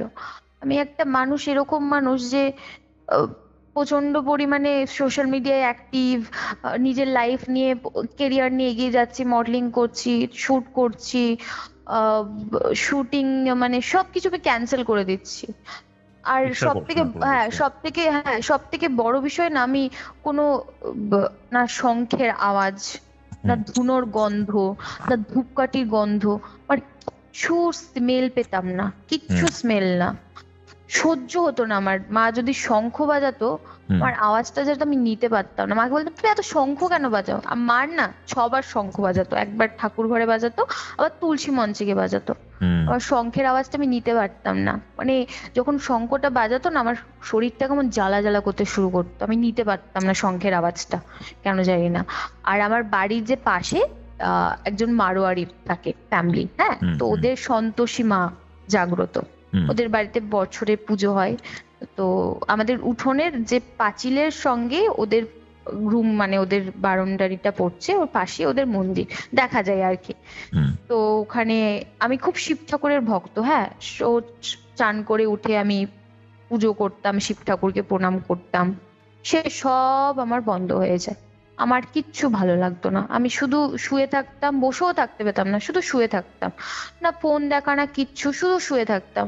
আর শরীরে কি যন্ত্রণা, বাপরে বাপ, শরীরে যন্ত্রণা, বাথরুমের জায়গায়। তারপরে তো ডাক্তার দেখায়, বিভিন্ন রকমের টেস্ট দেয়, টেস্ট করায়, যাই হোক টেস্ট করানোর পরও ডাক্তারে বলে যে সেরকম কিছু নেই, তখনও কিছু ধরা পড়েনি। তো ডাক্তার দেখানো হয়ে যায়, ওষুধপত্র চলে, আস্তে আস্তে শরীরটা খারাপ হতেই থাকে হতেই থাকে। তো তারপরে তোমার হচ্ছে দাদার বিয়ে সামনে ঠিক হয়, হ্যাঁ, ওটা হয় মামার বাড়িতে। আমার মামার বাড়ি হচ্ছে চাকদা, মানে নদিয়া চাকদা। তো নিয়ে যাই আর কি, মা সবকিছু আমরা প্ল্যানিং করি, তো ওখান থেকে বিয়ে হবে। বিয়েতে যাই, বিয়েতে যাওয়ার পরে সুমনার সঙ্গে না তখন আস্তে আস্তে না আমার কথা বলাটা একটু বন্ধ হয়ে গেছিল। আর ও না তারপরে আমাকে অতটা কেয়ার করতো না, মানে আগে যে ফোন করা, আমার বাড়িতে আসা ঘন ঘন, ওই ব্যাপারটা ওর মধ্যে দেখি ছাড়া ছাড়া হয়ে গেছে। ওর আসতো না, আর অতটা ফোনও করতো না, মানে করতো যতটুকু করার নয় করতো, বাট ওই আগের মতন ব্যাপারটা ওর মধ্যে ছিল না, যেটা আমি নোটিস করি। আর আসতো, কিন্তু আমার বাড়িতে আসতো, মাঝে সাঝে আসতো, খুব কম, হয়তো 2 সপ্তাহে একবার আসতো। আগে যে মানুষটা 2-3 দিন পর পরে আসতো, সে 2 সপ্তাহে তো একবার আসতো। আচ্ছা। তো এবারে আমি বাড়ি চলে যাই, মামার বাড়ি চলে যাই, দাদার বিয়ের আর কি প্রিপারেশন চলে, বিয়ে অ্যাটেন্ড করি, কোনো রকমের শরীর ভীষণ খারাপ, তো বিয়ে অ্যাটেন্ড করি। তারপরে বাড়ির একটু ফাইন্যান্সিয়াল কন্ডিশন প্রবলেম হতে থাকে, বাবা অসুস্থ হয়ে যায়, শরীর এতটাই খারাপ যে একটু নিজেকে ডাক্তার দেখিয়ে ওষুধপত্র খেয়ে একটু ঠিক হয়েছিলাম। যাই হোক একটু ঠিক হয়েছি, তো আমি ভাবলাম যে বাড়ির মধ্যে সব সময় থাকি, চাকরি বাকরি করি, যেহেতু পড়াশোনাটা কমপ্লিট হয়ে গেছে। তো ইন্টারভিউ দিতে থাকি, একটা জায়গায় আমার জব লেগেও যায় আমার বাড়ির সামনে একদম। লাকিলি বাড়ির সামনে আমার ওই ওয়েভেল বলে একটা কোম্পানি আছে, আইটি পার্ক, জানো নিশ্চয়, দেখেছি আমি, হ্যাঁ গান্ধী সিটি মোড়ে, সেন্টারে যাওয়ার হ্যাঁ কথা হ্যাঁ পড়ে। গান্ধী মোড়ে, একদম গান্ধী মোড়ে, হ্যাঁ ওটা পুরো অফিস এরিয়া, হ্যাঁ। সামনেই হচ্ছে তোমার পলিটেকনিক কলেজ, এনএচআইটি কলেজ, একদম ওইখানেই অফিসটা ছিল। আমার বাড়ি থেকে মনে হয় 7 মিনিট যেতে লাগতো, হাঁটা ডিস্টেন্সের কথা বলছি, একদম কাছে, একটা শর্টকাট রাস্তা রয়েছে ওখান থেকে। তো আর কি আমি চাকরিটা জয়েন করি, ইন্টারভিউ দিই, সিলেকশন হয়ে যায়, তো জয়েন করি চাকরি দাদার বিয়ের পরে। তো এবারে ওই দাদার বিয়ে হয়ে যায়, হ্যাঁ দাদার বিয়ে হয়, তো তারপরে তোমার হচ্ছে চাকরি জয়েন করি। চাকরি জয়েন করার পরে তো তোমাকে মাঝখানে আমি একটা ঘটনা আমি বলতে ভুলে গেছি, যেটা আমি বলে দিই। মাঝখানে না আমার একবার অ্যাক্সিডেন্ট হয়েছিল, দুর্গাপুজোর ব্যাপারটা, হ্যাঁ দুর্গাপুজোর ঘটনাটা, তো তোমাকে ওইখানটা আমি একটুখানি মানে বলতে ভুলে গেলাম ওই জায়গাটা। ওইখানে একটা ঘটনা ছিল আমার সাথে, যে দুর্গাপুজোর দিনকে আমার আমি নাচ করি, হ্যাঁ ছোটবেলাতে আমি ক্লাসিক্যাল ডান্সার, কত্থকে। তো ম্যাম আমাদেরকে গ্রুপে নাচ এরকম নিয়ে যায়, আমাদের প্রোগ্রাম শুরু হয়, চতুর্থী পঞ্চমী ষষ্ঠী আমি প্রোগ্রাম করি, হ্যাঁ। সপ্তমীর দিনকে সুমনা আসে আমার বাড়িতে, বলে কিরে ভাই ঠাকুর দেখতে যাব না নাকি? হ্যাঁ তুই ব্যস্ত মানুষ, শুধু প্রোগ্রাম করে যা, এখন কথা বলিস না কিছু না। আমি বললাম ঠিক আছে যাব যাব, শরীরটা ভালো নেই তো তাই কিছু ভালো লাগে না, বুঝতে পারলি। তো যাই হোক ঠাকুর দেখতে বেরাই, তো সপ্তমী দিনের কথা বলছি আমি, হ্যাঁ। ঠাকুর একটাও দেখিনি, নাচে প্রোগ্রাম করে গেছি, এবার সপ্তমী দিনকে ঠাকুর দেখতে যাই, মোটামুটি আমাদের দুর্গাপুরে কিন্তু দুর্গাপুজো বেশ ভালোই হয়, বড় সড়ো করেই হয়। কখনো এসো দুর্গাপুরের ঠাকুর আমি গেছি দেখতে? দুর্গাপুজোতে, গেছো? দুর্গাপুরে। আচ্ছা, তাহলে হয়তো জানবে। হুম হুম খুব ভালো কিন্তু ঠাকুর হয়। তো ওখানে হুম আর কি স্কুটি নিয়ে যায়, আমার স্কুটিতে ও আমার পেছনে বসে। হুম তো আমরা স্কুটি করে অনেক কটা ঠাকুর দেখি, ভালো ভালো ঠাকুর দেখি। তো বাড়ির সামনে সিটি সেন্টারে অম্বুজা বলে একটা জায়গায় আমাদের পুজো হয়, একদম বাড়ির কাছে। স্কুটিতে হার্ডলি 10 মিনিট লাগে বাড়ি ওখান থেকে হুম। আমার। তো ওটা কি মানে ওখানে অনেক বড় মাঠ আছে ওই জায়গাটা পুরোটা? না, ওটা চতুরঙ্গ, আই থিঙ্ক তুমি যেটা হ্যাঁ, বলছো। চতুরঙ্গ থেকে। হ্যাঁ, চতুরঙ্গের ওইখানেই অম্বুজা, ওইখানেই পাশেই একটা কলোনির মধ্যে পুজোটা হয়, ওইটাও খুব ভালো হয়। সেইবারে পুজোটা মনে হয় তোমার ইয়ে দিয়ে করেছিল, একটা থিম করেছিল, থিমটা আমার ঠিক মনে পড়ছে না, যাই হোক। তো এখানে এবার মানে ফরচুনেটলি না ওর কাকার সাথে দেখা হয়ে যায়, মানে সুমনার কাকার কথা বলছি আমি। হুম হুম সুমনার কাকার সঙ্গে আমার দেখা হয়ে যায় আমাদের ওই ঠাকুর দেখতে গিয়ে, ভিরিঙ্গি মানে বেনাচিটি ওইদিকে। তোর কাকার ওনার মেয়েকে নিয়ে ঠাকুর দেখতে এসছে বাইকে করে। হুম হুম হুম তো আমরা আর কি প্ল্যান করি যে ওই কাকা যখন এসছে একজন সিনিয়র থাকবে, যেহেতু দুটো মেয়ে, পুজোর টাইম অবশ্য অসুবিধাও নেই, তো ভাবি যে আমরা একসঙ্গে চলো ঠাকুর দেখা যাক। তো আমরা একসঙ্গে ঠাকুর দেখি সবাই। ও আমার পেছনে স্কুটিতে ছিল অ্যাজ ইউজুয়াল। আমি একটা ড্রেস পরেছিলাম, কালো আর পিঙ্ক কালারের ওয়ান পিস বডিকন ড্রেস পরেছিলাম, হাঁটুর ও পরেছিল ড্রেসটা। ও একটা জামা পরেছিল, ও মনে হয় জিন্স টপ পরেছিল, যাই হোক মনে আছে। তো তারপরে উম, আহ আমরা ওখান থেকে ঠাকুর দেখি, আমরা অম্বুজার ঠাকুরটা দেখি। তো ওখানে দেখে মা আমাকে ফোন করে বলে, হুম আমার ডাক নাম হচ্ছে মামুন, বুঝলে? হুম তো মামুন, কালকে অষ্টমী, বাড়ির সামনে মিষ্টির দোকান আছে ঠিকই, কিন্তু ওই অষ্টমী দিনকে না প্রচন্ড ভিড় হয়, মিষ্টি ফিষ্টি পাওয়া যায় না। তো আমাকে বললো তুই এক কাজ কর, মিষ্টি এনে এনে রাখ, তাহলে কালকে আমার পুজোটা দিতে সুবিধা হবে। ঠিক 15 মিনিট আগে অব্দি আমার কথা হলো মায়ের সঙ্গে। মাকে হুম। বলি আমি একদম কাছে আছি, তুমি চিন্তা করো না। তখন বাজে প্রায় 9:45টার কাছাকাছি। রাতে? হ্যাঁ, রাতের কথা বলছি, দুর্গাপুজোর রাত 9:30টা কিছুই না। না। হ্যাঁ। তো আমার একটা ফ্রেন্ডের সঙ্গে দেখা হয়, আমরা কথা বলি, গল্প করি দাঁড়িয়ে, ঠাকুরটা দেখে বেরিয়ে গেছি। তো তারপর আমি স্কুটি নিয়ে আর কি যাই। তো ওইখানে একটা আমাদের দুর্গাপুরে ওই তুমি তো গেছো, রোটারি হয় গোল গোল, দেখবে একটু এগিয়ে এগিয়ে গোল গোল গোল গোল জায়গা রয়েছে, এটা ঘুরে ঘুরে যেতে হয়। আমাদের সল্টলেকের মতো অনেক হ্যাঁ হ্যাঁ হ্যাঁ আইল্যান্ড। হুম হ্যাঁ হ্যাঁ হ্যাঁ।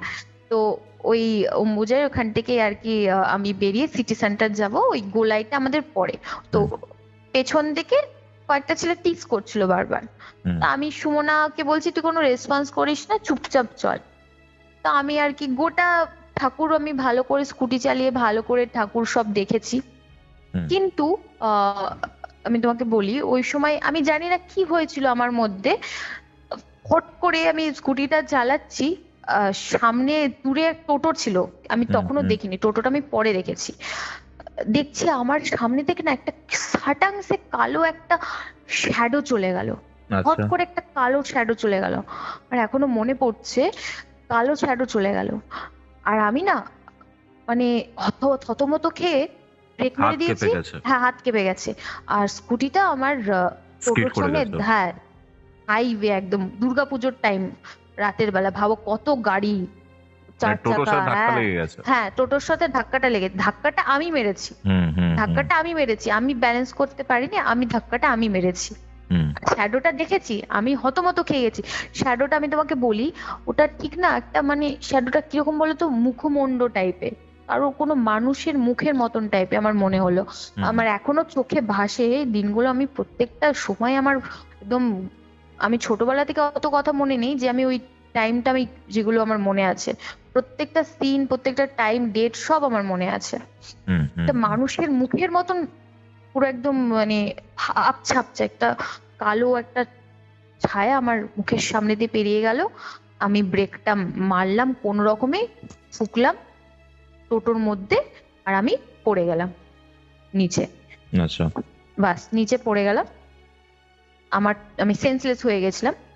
চোখটা যখন খোলে দেখছি আমাকে তুলছে, তোলার পরে সুমনা দেখছি দাঁড়িয়ে আছে, ও দাঁড়িয়ে আছে। তোমাকে ধরতে আসেনি? না, ও ধরতেও আসেনি, ও দূরে দাঁড়িয়েছিল। তাও আশেপাশের লোকরা সব আমাকে ধরলো, স্কুটিটাকে স্ট্যান্ড করলো সবার আগে, নিয়ে আমাকে একটা জায়গায় বসালো, জল দিল, যেহেতু অ্যাক্সিডেন্টটা হয়েছে, একটু শরীরটা একেই খারাপ আমার ওপর থেকে, তারপর থেকে অ্যাক্সিডেন্ট হয়েছে। আর আমি সবার আগে দেখছি যে আমার পাশে যে ছিল, আহ, ওর কিছু হয়নি। ও তার আগে তোমাকে ওই কথাটা বলে দিই, ওর কাকা ছিল কিন্তু আমাদের সঙ্গে, হ্যাঁ। ওর তোমরা কাকা তিনজনে ফিরছিলে? না, ওর কাকা ওর মেয়েকে নিয়ে বাইকে ছিল, হ্যাঁ। আচ্ছা। ওর কাকা কিন্তু ওকে বারবার বলে যে সুমনা, একই তো বাড়ি, বলেছিলাম না ওদের ঢুকে ওদের বাড়ি আর পাশে ওদের কাকার বাড়ি, দালাল।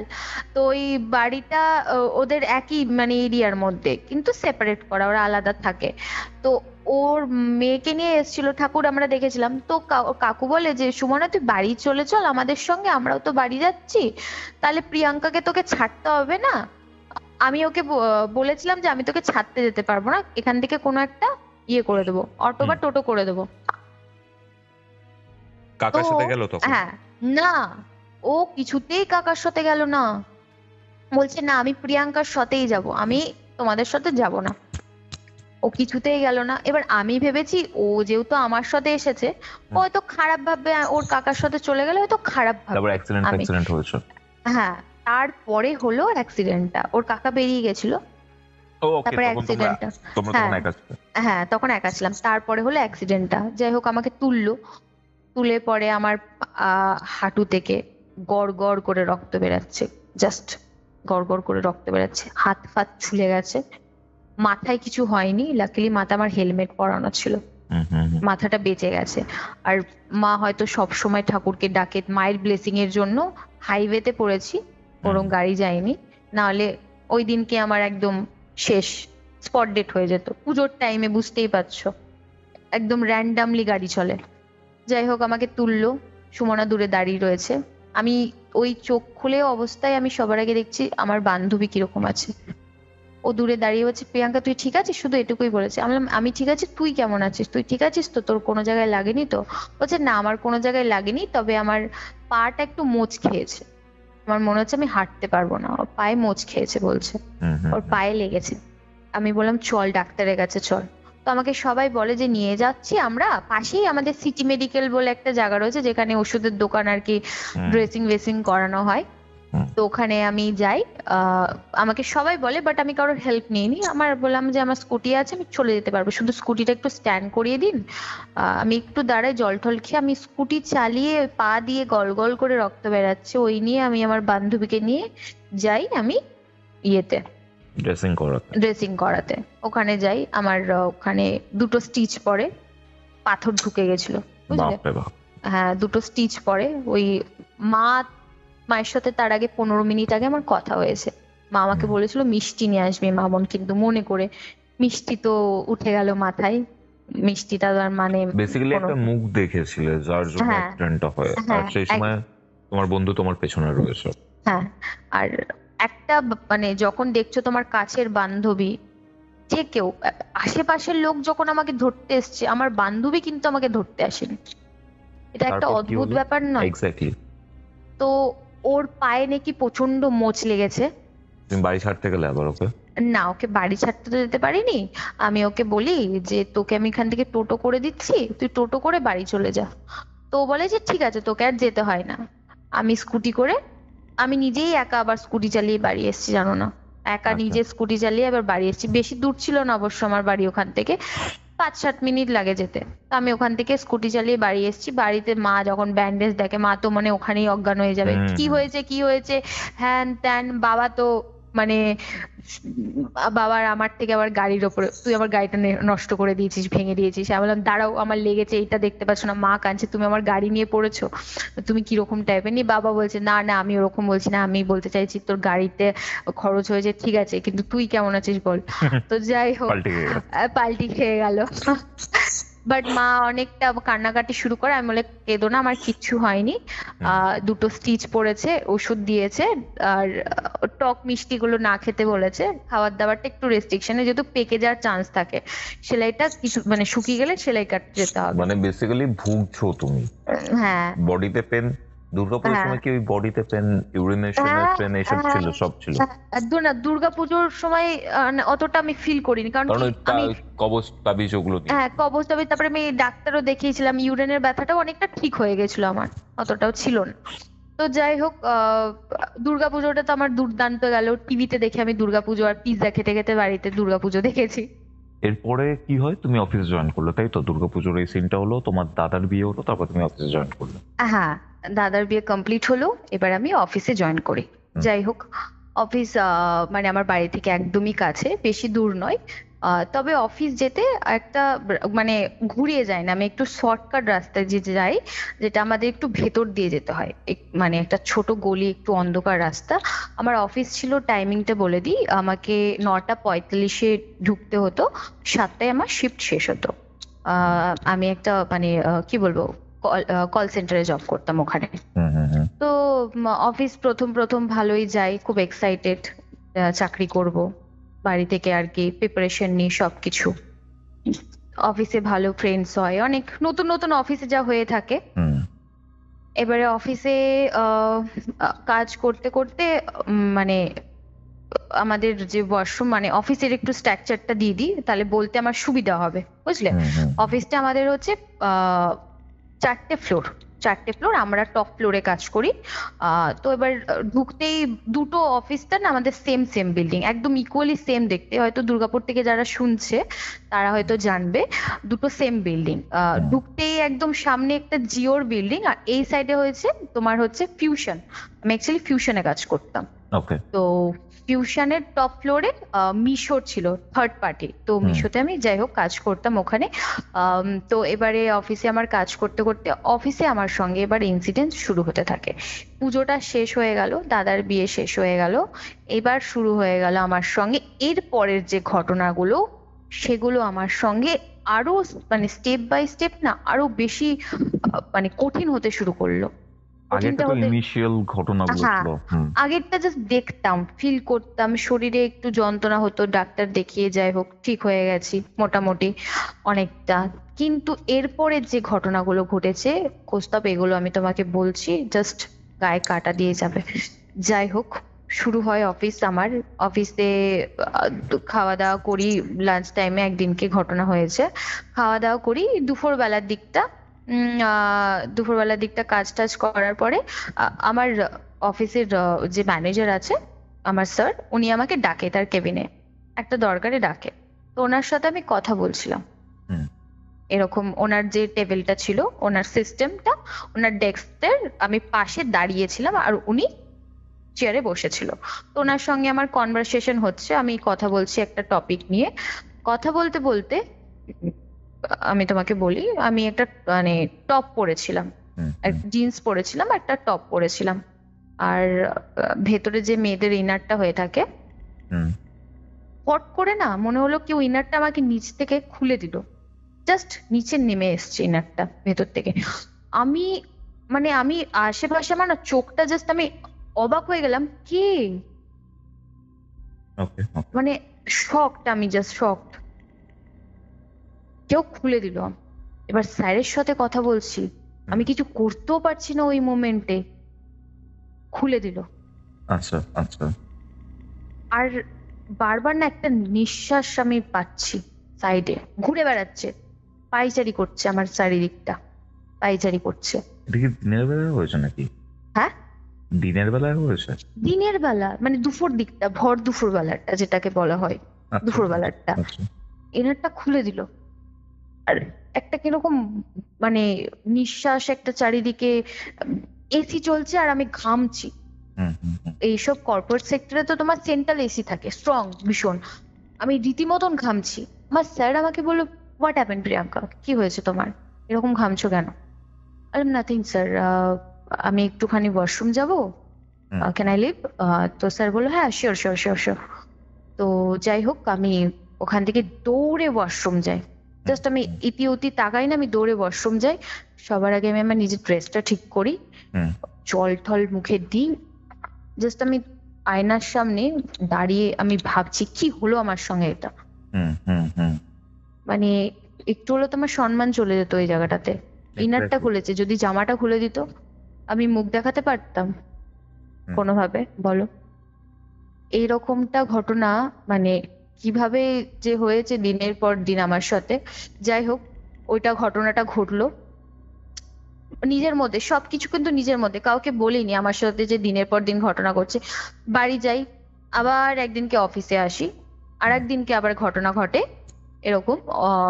এটা হচ্ছে তোমার শিফটের শেষের দিকে, অফিস শেষ হয়ে গেছে, ওই 7টা বাজে। আহ একটু আমার সেদিনকে কাজ ছিল বেশি, আমার কাজ আমি কমপ্লিট, স্যার একটা দায়িত্ব দিয়েছিল, তো ওটা আমি কমপ্লিট, একটু দেরি হয়ে গেছে। তো মোটামুটি আমার প্রায় 8টা, 8:30 বেজে গেছে। তো কাজটা শেষ হতে হতে 8টা, 8:30 বেজে যায়। তো আমি কাজ করে আমার কমপ্লিট সিস্টেমটা বন্ধ করে আমার ব্যাগটা শুধু নেওয়া বাকি ছিল, আমি ব্যাগটা রেখেই যাই, আমি ওয়াশরুম যাই। হুম, ওয়াশরুম যাই, মোটামুটি ফ্লোর পুরো ফাঁকা, কেউ নেই, স্যারও চলে গেছে, হয়তো গুনাগুনতি 2-1 জন রয়েছে যে দূরে ঠুরে দেখছি রয়েছে, কাজ করছে। আর যে হাউসকিপার গুলো হয় না, ওরাও তোমার হচ্ছে সকালবেলা ক্লিন করে চলে যায়, ওরা সারাদিন, ওদের আমি টিকি পাত্তা দেখি না, ওরা কেউ থাকে না। আর আমাদের ফ্লোরের ওখানটায় একমাত্র আমাদেরই রুমটা, আমাদের মডিউলটাই ছিল, আশেপাশে সব নিচে ছিল আর অন্য দিকে ছিল, ওখানে ওই বাথরুমটা না অন্য কেউ ইউজ করতো না, একমাত্র আমাদের ফ্লোরের লোকেরাই ওই বাথরুমটা ইউজ করতো, আর কেউ ইউজ করতো না। তো আমি ওয়াশরুমে যাই, চোখে মুখে জল দিই, বাথরুমে যাই আর কি। বাথরুম করার পরে,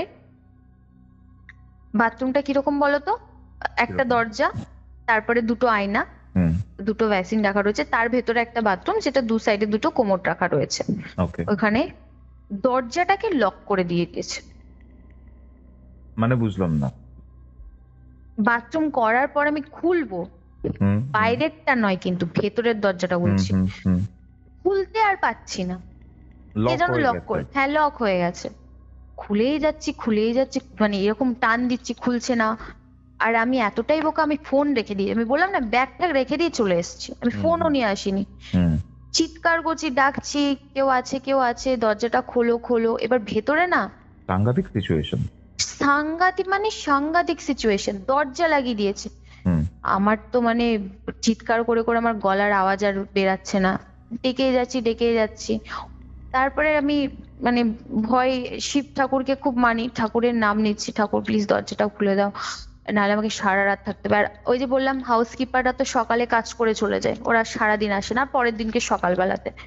ঠাকুরের নাম করতে করতে করতে করতে, ঠাকুরেরই হয়তো কেউ লীলা ওরকম, একজন আসে, সে নিচের ফ্লোরে কাজ করতো, জানি না উপরে কি করে এসছে, আমি তাকে চিনি, উনি বিএসএনএল এর কাজ করতো, একজন আন্টি ছিল, উনি আর কি বলে, কি হয়েছে তুমি দরজা এরকম ভাবে নক করছো? দরজাটা আন্টিকে লাগিয়ে দিয়ে গেছিল। তোমার দরজা তো লাগানো ছিল না, আমি তো এখান থেকে খুললাম, তোমার দরজা খুলে গেল। মানে বলছে তোমার তো দরজা বাইরে থেকে লক ছিল না, বাট আমি দরজা খুলতে পারছিলাম না, I don't know for what reason, কেন আমি খুলতে পারছিলাম না, আমার হাতে জোর ছিল না, বাইরে থেকে ছিটকানি দেওয়া ছিল না, বাট দরজা আমার কিছুতে খুলছে না।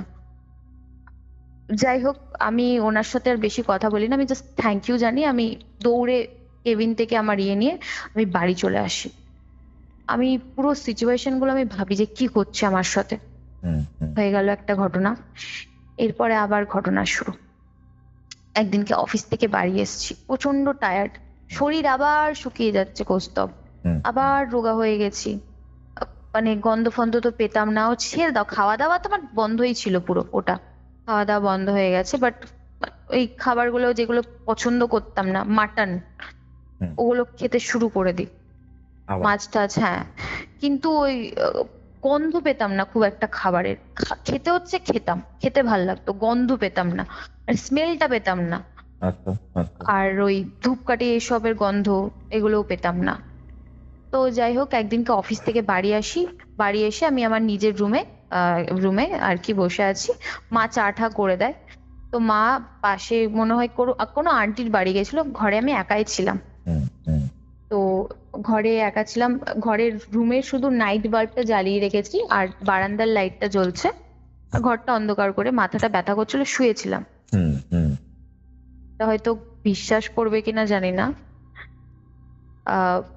আমার সঙ্গে ঘটনাটা ঘটে, ঘরটা অন্ধকার, একটা খাট, আলমারি, দরজাটা মানে খোলাই ছিল, বারান্দার লাইটটা আসছে আর নাইট বাল্বটা, মা বাড়িতে ছিল না, বাড়িতে কেউই ছিল না, আমি পুরো বাড়িতে একা।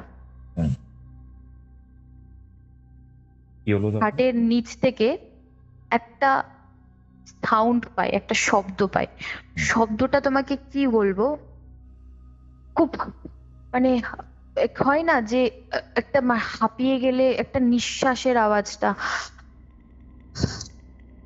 এরকম একটা আওয়াজ, একটা গোমানের অদ্ভুত মতো? আওয়াজ। হ্যাঁ, এরকম একটা আওয়াজ পাই খাটের নিচ থেকে।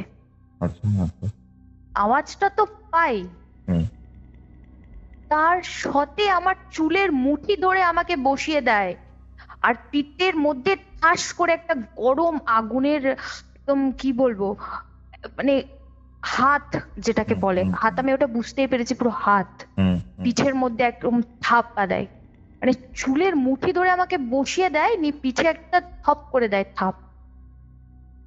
মানে তুমি শুয়েছিলে, তোমাকে বসিয়ে দিল? শুয়েছিলাম, শুয়েছিলাম, আর চুলটা না, আমি চুল বেঁধে রাখতে পারি না, হুম, আর জানি না কেন আমার মাথা ব্যথা করে চুল বেঁধে রাখলে। হুম, ক্লিপটা দিয়ে জাস্ট আটকে রেখেছিলাম, চুলটা খুলে একটু হুম। আটকে, উঁচু করেও বাঁধিনি, মানে বাঁধাই ছিল, চুলটাকে এমনি খোলা রেখে ক্লিপটা আটকে রেখেছিলাম। চুলের মুঠি ধরে একদম আমাকে বসিয়ে দেয়, বসিয়ে আমার পিঠের মধ্যে একটা গরম হাওয়ার তাপ, একটা তাপ হুম, পিঠের মধ্যে থাপ করে পড়ে। হুম। তারপর কি হলো? আমি তো চিৎকার, জোরে, প্রচুর জোরে চিৎকার করেছি, উঠে যেতে পারছি না, আমার কাছে ক্ষমতা নেই। এই দৃশ্যটা মানে আমি শুধু ভাবছি। যাই হোক, মা দৌড়ে আসে, মা কোথায় গেছিল জানি না, মা দৌড়ে আসে, লাইট টাইট জ্বালায়, কি হলো কি হলো কি হলো, কি হয়েছে, আমি মায়ের কাছে, আমি কিচ্ছু, আমার কথার আওয়াজ বেরাচ্ছে না, আমি মানে ওই মোমেন্টটার আওয়াজ বেরোচ্ছে না, মা আমি চুল এমনি এমনি বেরাচ্ছে, বুঝতে পারলে, গরম, হুম, হুম, কষ্ট, এইরকম অর্ধেক অর্ধেক কথা বেরাচ্ছে, পরিষ্কার সেন্টেন্স আমি বলতে পারছি না, অর্ধেক অর্ধেক বেরাচ্ছে। তারপরে যাই হোক, ঘুমাতে তো পারি না সারা রাত। একদিনকে কারেন্ট চলে গেছিল, বুঝলে, আচ্ছা। কারেন্ট চলে গেছিল, পরের ঘটনাটা বলি এবারে। একদিনকে কারেন্ট চলে গেছিল, এবারে এটার সঙ্গে হয়, কারেন্ট চলে যাওয়ার পরে আহ আমরা নিচে বিছানা করে শুই, আমাদের বাড়ির পাশে মানে ম্যারেজ হল আছে, তো রাস্তার যে লাইট গুলো আর কি জ্বলে, কাঁচের জানলা ছিল বারান্দায় বড় বড়, তো জানলা খোলা সব খুলে দিই, আর দরজাটা না মানে অর্ধেক বন্ধ করে রাখি, পুরো না, মানে দুটো পাল্লাই দেওয়া, কিন্তু মানে বাইরে থেকে যে আলোটা সেটা আসছে, হ্যাঁ সেটা আসছে, হুম, মানে একটা মানে সরু মতন লাইটের মতন ঘরে আসছে।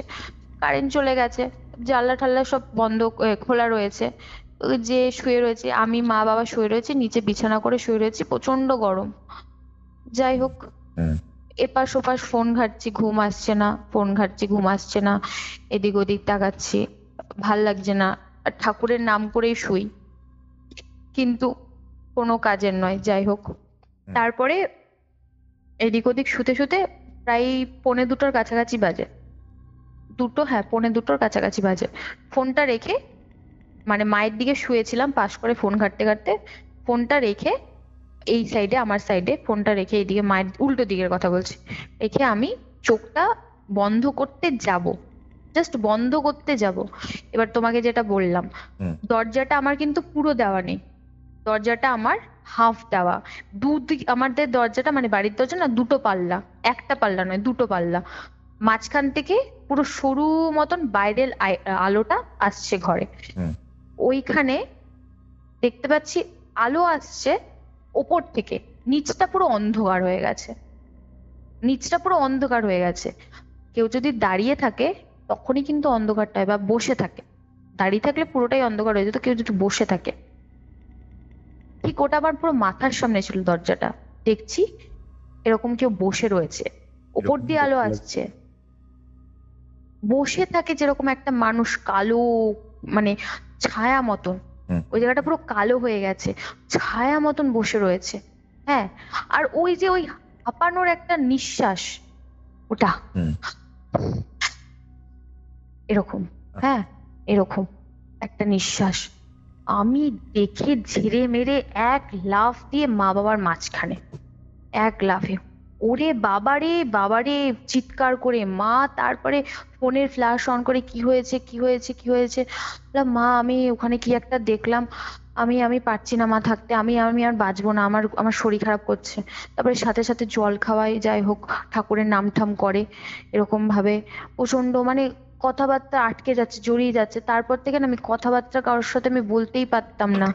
যাই হোক ওই সিচুয়েশনটা মা কোনো রকমে রাতটা পেরালো, মাঝখানে সেই দিনকে মা বাবার মাঝখানে শুয়েছিলাম, মা জড়িয়ে ধরে শুয়েছিল আমাকে, লোহা টোহা সব রেখেছিল বালিশের নিচে।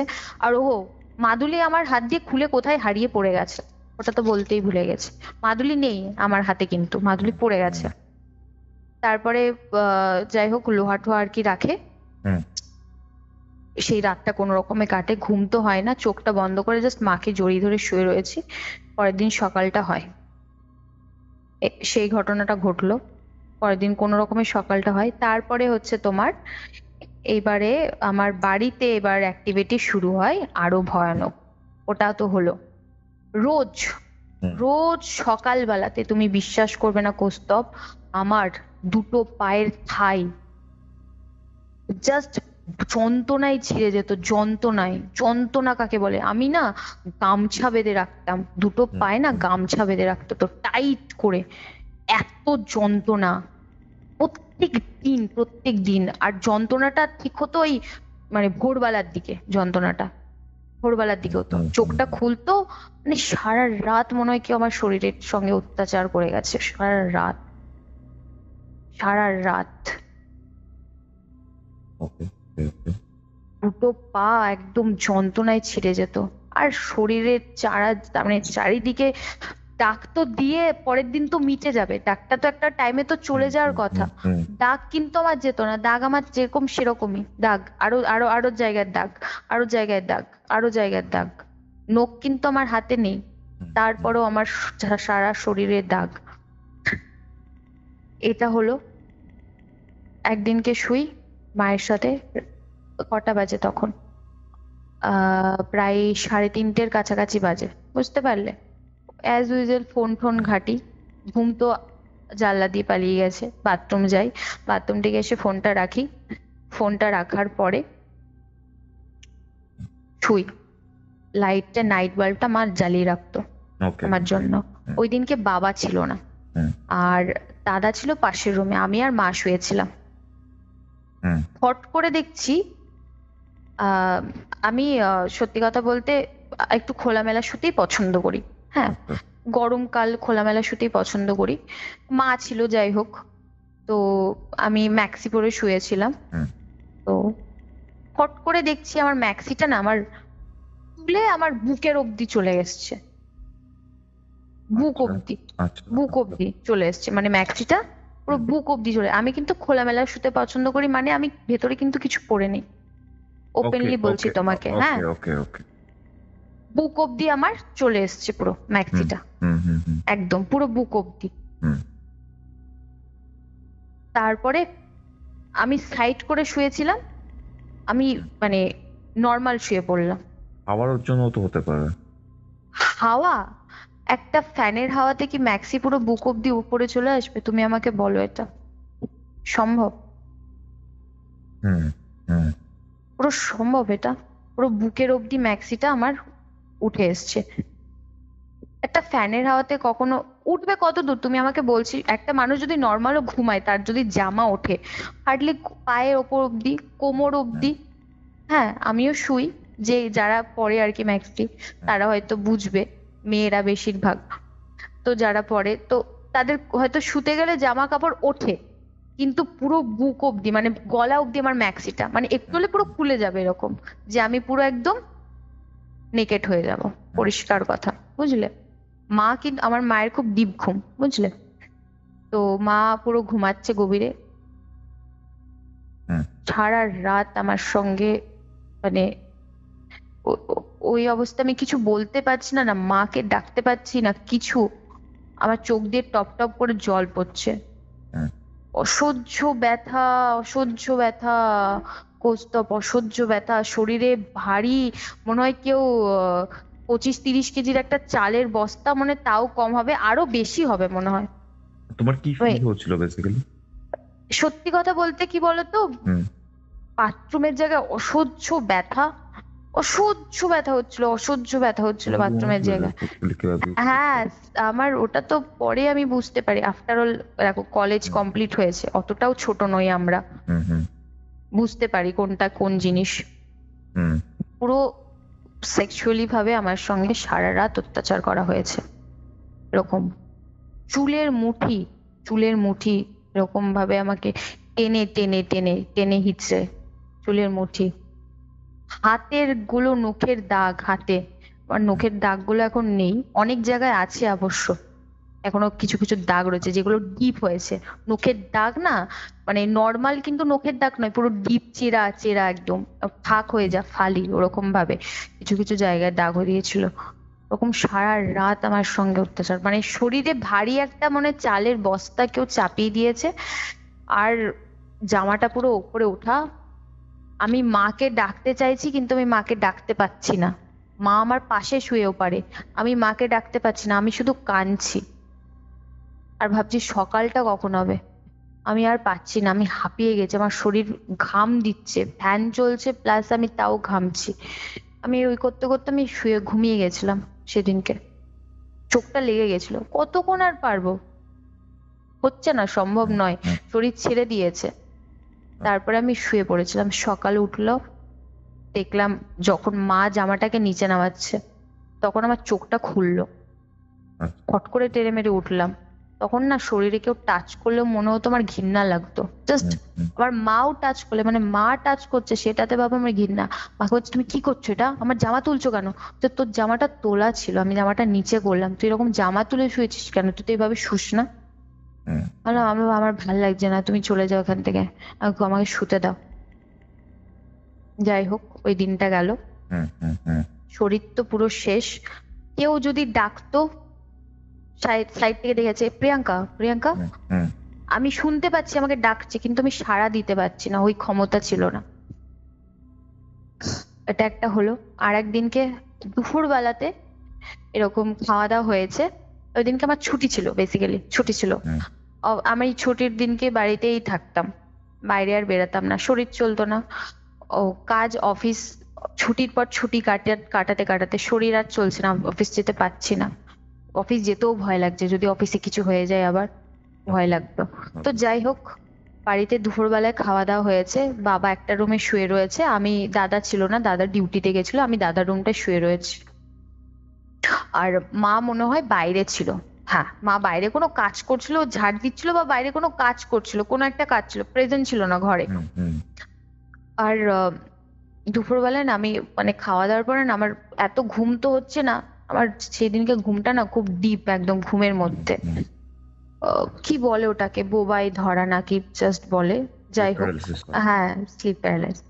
তো ওরকম শুয়ে রয়েছি, চাদর দিয়ে শুয়ে রয়েছি, মুখে, আমার মুখে ঢাকা দেওয়ার স্বভাব আছে একটুখানি, ওই চাদর বলতে গোটা গায়ে না, জাস্ট মুখটাতে ঢাকা দিয়ে শুয়েছি। কেউ মনে হয় আমার শরীরের ওপরে চেপে আছে ভারী মতন, আমি চিৎকার করে ডাকছি, মুখটা চাপা দিয়ে এরকম রেখে দিয়েছে আর আমি চিৎকার করে ডাকছি, কেউ আমার আওয়াজ শুনতে পাচ্ছে না, কেউ আমার আওয়াজ শুনতেই পাচ্ছে না, আমার শরীর পুরো ভারী হয়ে গেছে, আর আমি কন্টিনিউ ডাকছি। আর ওই সিচুয়েশনটাতেই কৌস্তব, ওই সিচুয়েশনটাতে মানে আমি শুয়ে রয়েছি, আমি যদি ড্রিম দেখি আমি ওই সেম সিচুয়েশনটাতেই কি ড্রিমটা দেখছি, এটা আমি জানিও না ওটা আমি ড্রিম দেখেছি না কি হয়েছে আমার সাথে, ওটা আমার কাছে এখনো ক্লিয়ার নয়। মুখটা চাপা দিয়ে রেখেছি, আমার শরীরের ওপরে ভারী কিছু, ওই একই আমার চুল, আমার চুলটা মানে প্রচন্ড পছন্দ ছিল, যে ছিল আর কি, আচ্ছা আচ্ছা, চুলটা তার মানে খুব পছন্দ ছিল, চুল মানে টেনে হিচড়ে চুলটা নিয়ে এরকম ভাবে, তারপরে শরীরের ওপরে ভারী জিনিস এরকম চাপিয়ে আমার, আমি মনে হচ্ছে মরে যাবো এবারে, মরে যাবো, আর আর আর বাঁচবো না। ওই দিনকে আমার লাস্ট, আমার শরীর পুরো ছেড়ে দিয়েছে, আমি ডাকছি শুনতে পাচ্ছি না, হট করে মাথায় এলো আমি যে গায়ত্রী মন্ত্র জপ করি এবারে, আচ্ছা এবার গায়ত্রী মন্ত্র জপ করি, আমি গায়ত্রী মন্ত্র কন্টিনিউ জপ করে গেলাম, জানি না আমার মাথায় ফট করে এলো, গায়ত্রী মন্ত্র জপ করলাম, অনেকক্ষণ ধরে করলাম, করার পরে দেখছি চোখটা আমি, কি মনে হচ্ছে বলতো, আমি মাকে যখন ডাকছিলাম মনে হচ্ছে চোখ খুলে আমি পাশের রুমে চলে গেছি, মাকে বলে দিয়েছি কিন্তু আমি ওখানে শুয়ে, পুরো সেম জিনিসটাই হচ্ছে আমার সাথে, কিন্তু আমার বারবার মনে হচ্ছে যে আমি চোখ খুলে আমি পাশের রুমে চলে গেছি, কিন্তু আমি পাশের রুমে নেই, আমার সঙ্গে ওই ঘটনাটা ঘটছে, আমার সঙ্গে ঘটছে। দুপুর বেলাতেও আমাকে ছাড়েনি, দুপুর বেলাতেও ঘটছে আমার সঙ্গে, সকাল বেলাতেও হোক ঠিক আছে, এই রাতের বেলা হোক তাও ঠিক আছে, দুপুর বেলাতেও আমার সঙ্গে মানে ওই একই ঘটনা ঘটে যাচ্ছে। তারপরে গায়ত্রী মন্ত্রটা জপ করার পরে হালকা হলো শরীরটা, একটুখানি বুঝলাম, চাদর টাদর টেনে হিচড়ে বাবার কাছে চলে গেছি। মানে একই ভাবে মা তো দেখছে ঘটনা, মা না বুঝতে পারছে, মা আমাকে জিজ্ঞাসা করতো, কিন্তু আমি মাকে কিছু বলতে পারতাম না, কেন জানি না আমি বলতে পারতাম না, বললেও মনে হয় কেউ আমাকে আটকে দিত, কেমন আমাকে আটকে দিত বারবার, আমাকে বলতে যাব আটকে দিত বারবার। ওকে। এটা হলো। এইবারে একটা সব থেকে বড় ঘটনা তোমাকে বলি, যেটা আমার সাথে হয়েছে ওই দিনকে। মা আমাকে একা তারপরে রাখতো না, কিন্তু কিছু কিছু সময় কি বলতো, পুরো সংসারটার দায়িত্ব তো মায়ের ওপরে ছিল, আমি তো মানে শেষ, একদম শয্যাশয়ী হয়ে গেছি যাকে বলে, একদম বাড়িতে আর কেউ ছিল না সেই দিনকে। আর মা আমাকে মানে খাইয়ে দাইয়ে ঘুম পাড়িয়ে আর কি রেখে দিয়েছে এবার ঘরে। সন্ধেবেলা, হ্যাঁ সন্ধেবেলার দিকটাই হবে, সন্ধে টন্ধে মা দিয়েছে, চলে গেছে, আমি শুয়ে রয়েছি। মা মনে হয় একটু বাজারে গেছিল তখন, হ্যাঁ বাজারে গেছিল, আমার ঠিক মনে পড়ছে না কোথায় একটা গিয়েছিল। ওকে। ঘরের ঘরের লাইটটা মা জ্বালিয়ে রেখে গেছিল। হ্যাঁ, হুম। এগুলো মানে শুনতে হয়তো লাগবে অন্যরকম, বাট এগুলো ঘটেছে আমার সঙ্গে, বাস্তবে ঘটেছে, এগুলো বাস্তবে আমার সঙ্গে ঘটেছে। আমি ভাবতেও চাই না এগুলো আমার সঙ্গে কেন হয়েছে, আমি এখনো ভাবতে চাই না।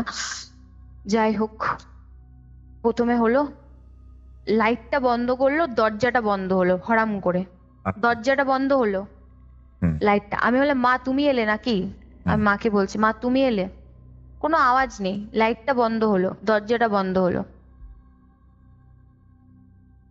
আবার আমার চুলের মুঠি, চুলটা চুলটা নিয়ে পুরো এপাশ ওপাশ বিছানার চাদর লেপকে একদম আমার সঙ্গে মানে মা যখন এসে দেখে না, আমি না এরকম বেঁকে গেছি, এরকম না বেঁকে গেছি, মানে বেঁকেটা কিরকম আমি তোমাকে দেখাবো। পাটা নিচের দিকে, হাত মানে কেউ যদি কোলে তোলে না, কেউ যদি কোলে তোলে হাত দিয়ে কোমরের সাইডটা যদি কোলে তোলে, এরকম বেঁকে গেছি, হাত দুটো আমার ওরকম, বাট আমি বেঁকে গেছি, আর মাথাটাও আমার মানে ঘাটটা উল্টো দিকে বেঁকে গেছি এরকম ভাবে। জামা কিন্তু আমার ওঠা, ওকে ওকে ওকে। জামা কিন্তু আমার ওঠানো ছিল, আর আমি বেঁকে গেছি। মা ওই দৃশ্য দেখে আমার মায়ের তো হয়ে গেছে, মায়ের তো পুরো একদম মানে কি বলবো, জাস্ট লাইট ফাইট জ্বালালো, নিয়ে তারপরে বললো কি হয়েছে মামুন, কি হয়েছে কি হয়েছে। আমি তখনও স্টিল ওই মোমেন্টে ওইভাবেই রয়েছে, যখন মা আমাকে ধরলো টাচ করলো তখন আমি শুয়ে পড়লাম, ধরাম করে খাটেতে শুয়ে পড়লাম, জাস্ট ধরাম করে একটা আওয়াজ হলো, শুয়ে পড়লাম। তারপরে মা, এটা মায়ের কাছে শোনা যে মা দেখে তারপরে নাকি একটা হাওয়া মতন কি একটা বেরিয়ে গেল, দরজা দিয়ে একটা হাওয়া মতন বেরিয়ে গেল।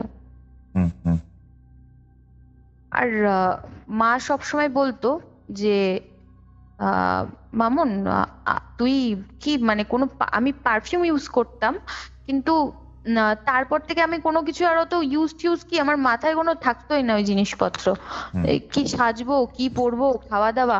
মা বলতো তোর গা দিয়ে না খুব আস্তে আস্তে একটা গন্ধ বেরায়, তুই কি চান টান করিস না নাকি, একটা কেমন বিচ্ছিরি গন্ধ আমার গা দিয়ে বেরাতো। আমার গা দিয়ে বেসিক্যালি গন্ধ কখনো বেরায় না, আমি আমি যদি মানে আমার ওই রকম বিচ্ছিরি ঘামের গন্ধ আমার শরীরে সত্যি কথা বলতে নেই কোনোদিনও। পারফিউম ইউজ করি ঠিকই, খুব রাফ ইউজ করি না, আমার গা দিয়ে ন্যাচারালি একটা গন্ধ নর্মাল মানুষের যেটা হয়ে থাকে, কিন্তু ওরকম ভ্যাটকা মার্কার গন্ধ আমার গা দিয়ে কখনো বের না, আমি কখনো নিজের গায়ে গন্ধটা কেউ বুঝতে পারবে না, মা ফিল করতে, এটা মা আমাকে বলেছিল যে তোর গা দিয়ে না খুব বাজে গন্ধ বেরায়, তুই ভালো করে চান করবি সাবান দিয়ে। আমি জানতাম না বাথরুমে গিয়ে আমি চান করতাম না কি করতাম, করতাম মেবি হয়তো, কিন্তু গা দিয়ে আমার গন্ধটা থাকতো, চুল উস্কো খুস্কো, জামা কাপড় পরা ছাড়া বাসি জামা পরেই যাচ্ছি, পুজো ঠাকুরকে প্রণাম করা কোনো কিচ্ছু ছিল না, কোনো নাথিং।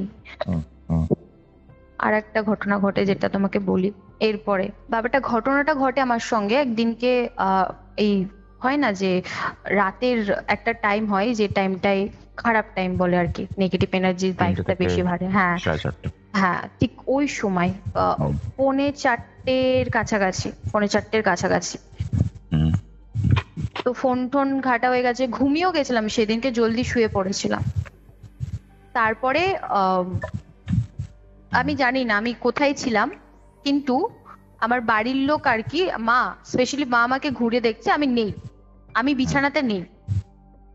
আমার বাড়ির বলেছিলাম না ওই ঢুকতে, বারান্দার সোজাসুজি ঢুকতে উঠোন রয়েছে, উঠোনের পাশে একটা কুয়ো রয়েছে, কুয়োর পাশে তুলসী মঞ্চ, একদিকে একটা মানে ঘর রয়েছে যেটা স্টোর রুম হিসেবে আমরা ইউজ করা হয়। ওটা ছিল পুরোনো বাথরুম ছিল, ওটা আমরা স্টোর রুম হিসেবে ইউজ করি, আর সাইডে বাথরুম রয়েছে। যাই হোক, তো ওই মানে ওইখানে যে কুয়োটা রয়েছে, কুয়োটা আমরা ব্যবহার করি না, কুয়োটা আমরা নেট দিয়ে দিয়েছি, কুয়োটা ইউজ করা হয় না। কুয়োটা জলটা খুব একটা ভালো না, জলটা পচে গেছে, জলটা ওর মধ্যে অনেক নোংরা, বিড়াল টিড়াল মরে পড়েছিল, জলটা আমরা ইউজ করি না। তো ওই রকম টাইম বাজে 4:30 কাছাকাছি, ওখানে আমি কুয়োর সামনে দাঁড়িয়ে আছি। হ্যাঁ, আমাদের কুয়োটা কি বলতো উঁচু ছিল না, কুয়োটা আমার হচ্ছে কোমরের নিচেই ছিল হিসাব মতন। কুয়োটা মানে আমার থেকে সাইজে ছোট ছিল, মানে লেন্থটা ছোট ছিল হাইটে। আমি ওখানে দাঁড়িয়ে রয়েছি আর নিচের দিকে তাকিয়ে, স্থির ভাবে তাকিয়ে দাঁড়িয়ে রয়েছি। ওই টাইমটাতে স্থির ভাবে তাকিয়ে রয়েছি, এদিক ওদিক কোনো কিছু না, মানে একদম চুপচাপ কন্টিনিউ তাকিয়ে রয়েছি। এবার এটা আমাকে মা বলে পরে, আমার তখন হুঁশ ছিল না। তাকিয়ে রয়েছি, মা আসে, লাইট ফাইট জ্বালাই আর কি, বাইরে উঠোনের লাইট জ্বালাই। মা ডাকছে, কন্টিনিউ ডাকছে, কিন্তু আমার কোনো সারা শব্দ কিচ্ছু পাচ্ছে না। মা আমাকে ডাকছে কিন্তু সারা শব্দ কিচ্ছু পাচ্ছে না। তারপরে ফট করে মা আমার কাঁধে হাত দিয়ে বলে, কি রে মামুন, কি হয়েছে?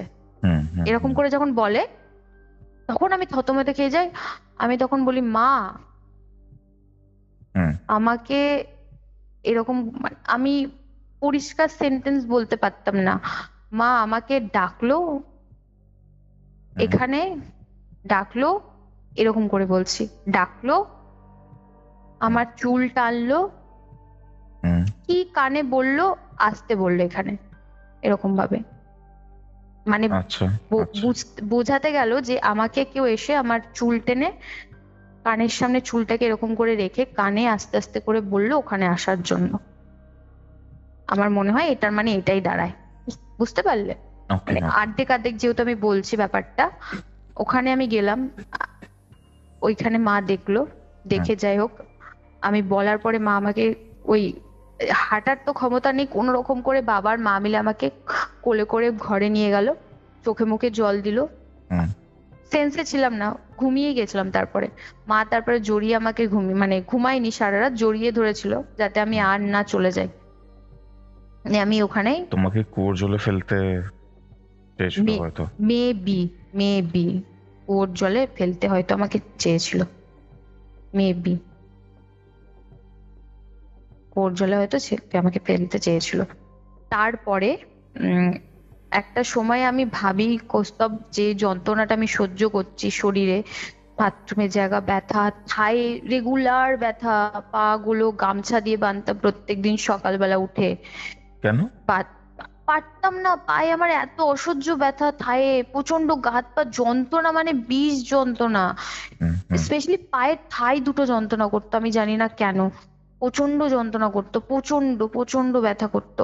গামছা দিয়ে বাঁধতে হতো, নর্মাল এরকম টিপে দিলেও ব্যথা ঠিক হতো না, বা কোনো মুভ স্প্রে লাগিয়ে দিতাম, হতো না, টাইট করে বাঁধতাম তারপরেও ব্যথা কমতো না, অনেকক্ষণ পর একটুখানি রিলিফ পেতাম হয়তো ওই টাইট করে বাঁধার মানে পর। আর এভরিডে সকালবেলা ওই টাইমটা যখন ঘুম থেকে উঠতাম, সারাদিন আর ব্যথা করতো না, কিন্তু সারাদিন কিন্তু আর ব্যথা করতো না, ওই সারাদিন, ওই সারা রাতের পর ওই ভোরবেলা সকালবেলা যখন চোখটা খুলতো ঠিক ভোরবেলার দিকে, তখন আমার ওই জায়গাটা ব্যথা করতো, ওই পা দুটো আর বাথরুমের জায়গা থেকে অসহ্য ব্যথা, সেই কাল্পনা, মানে ওটা ভাষা নেই, ওটা যার হয় সেই জানে।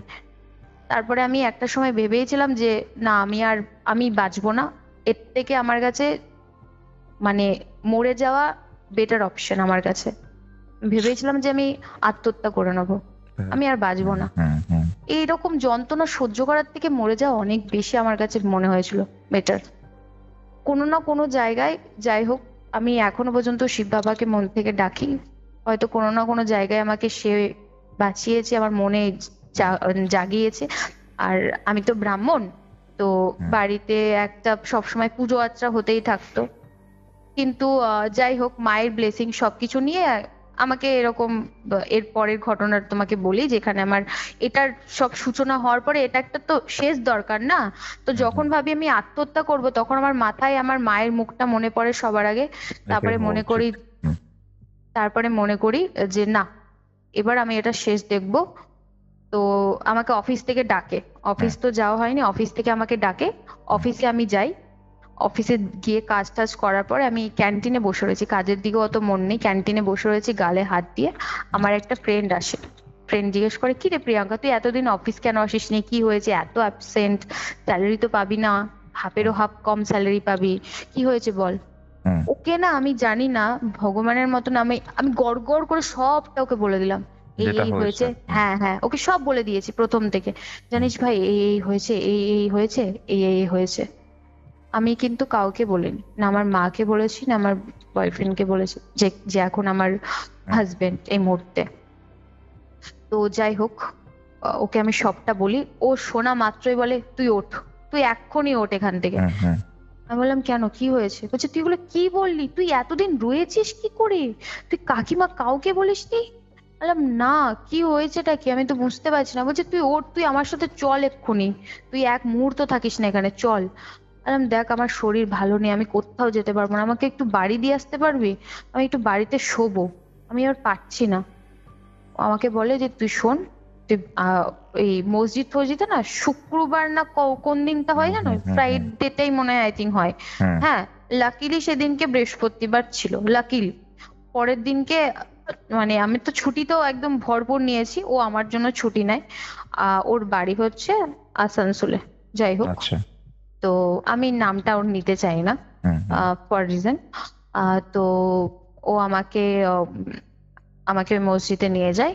আর নিয়ে যাওয়ার সাথে সাথেই আমি যখনই ওখানে ঢুকি, ওদের যে চৌকাঠটা হয় না, ওখানে ঢুকি, ঢোকার পরে আশেপাশের ওদের যে সহকর্মী লোকজন সবাই আমার দিকে হাঁ করে তাকিয়ে রয়েছে, হাঁ করে, কেন বলো তো? জানি না।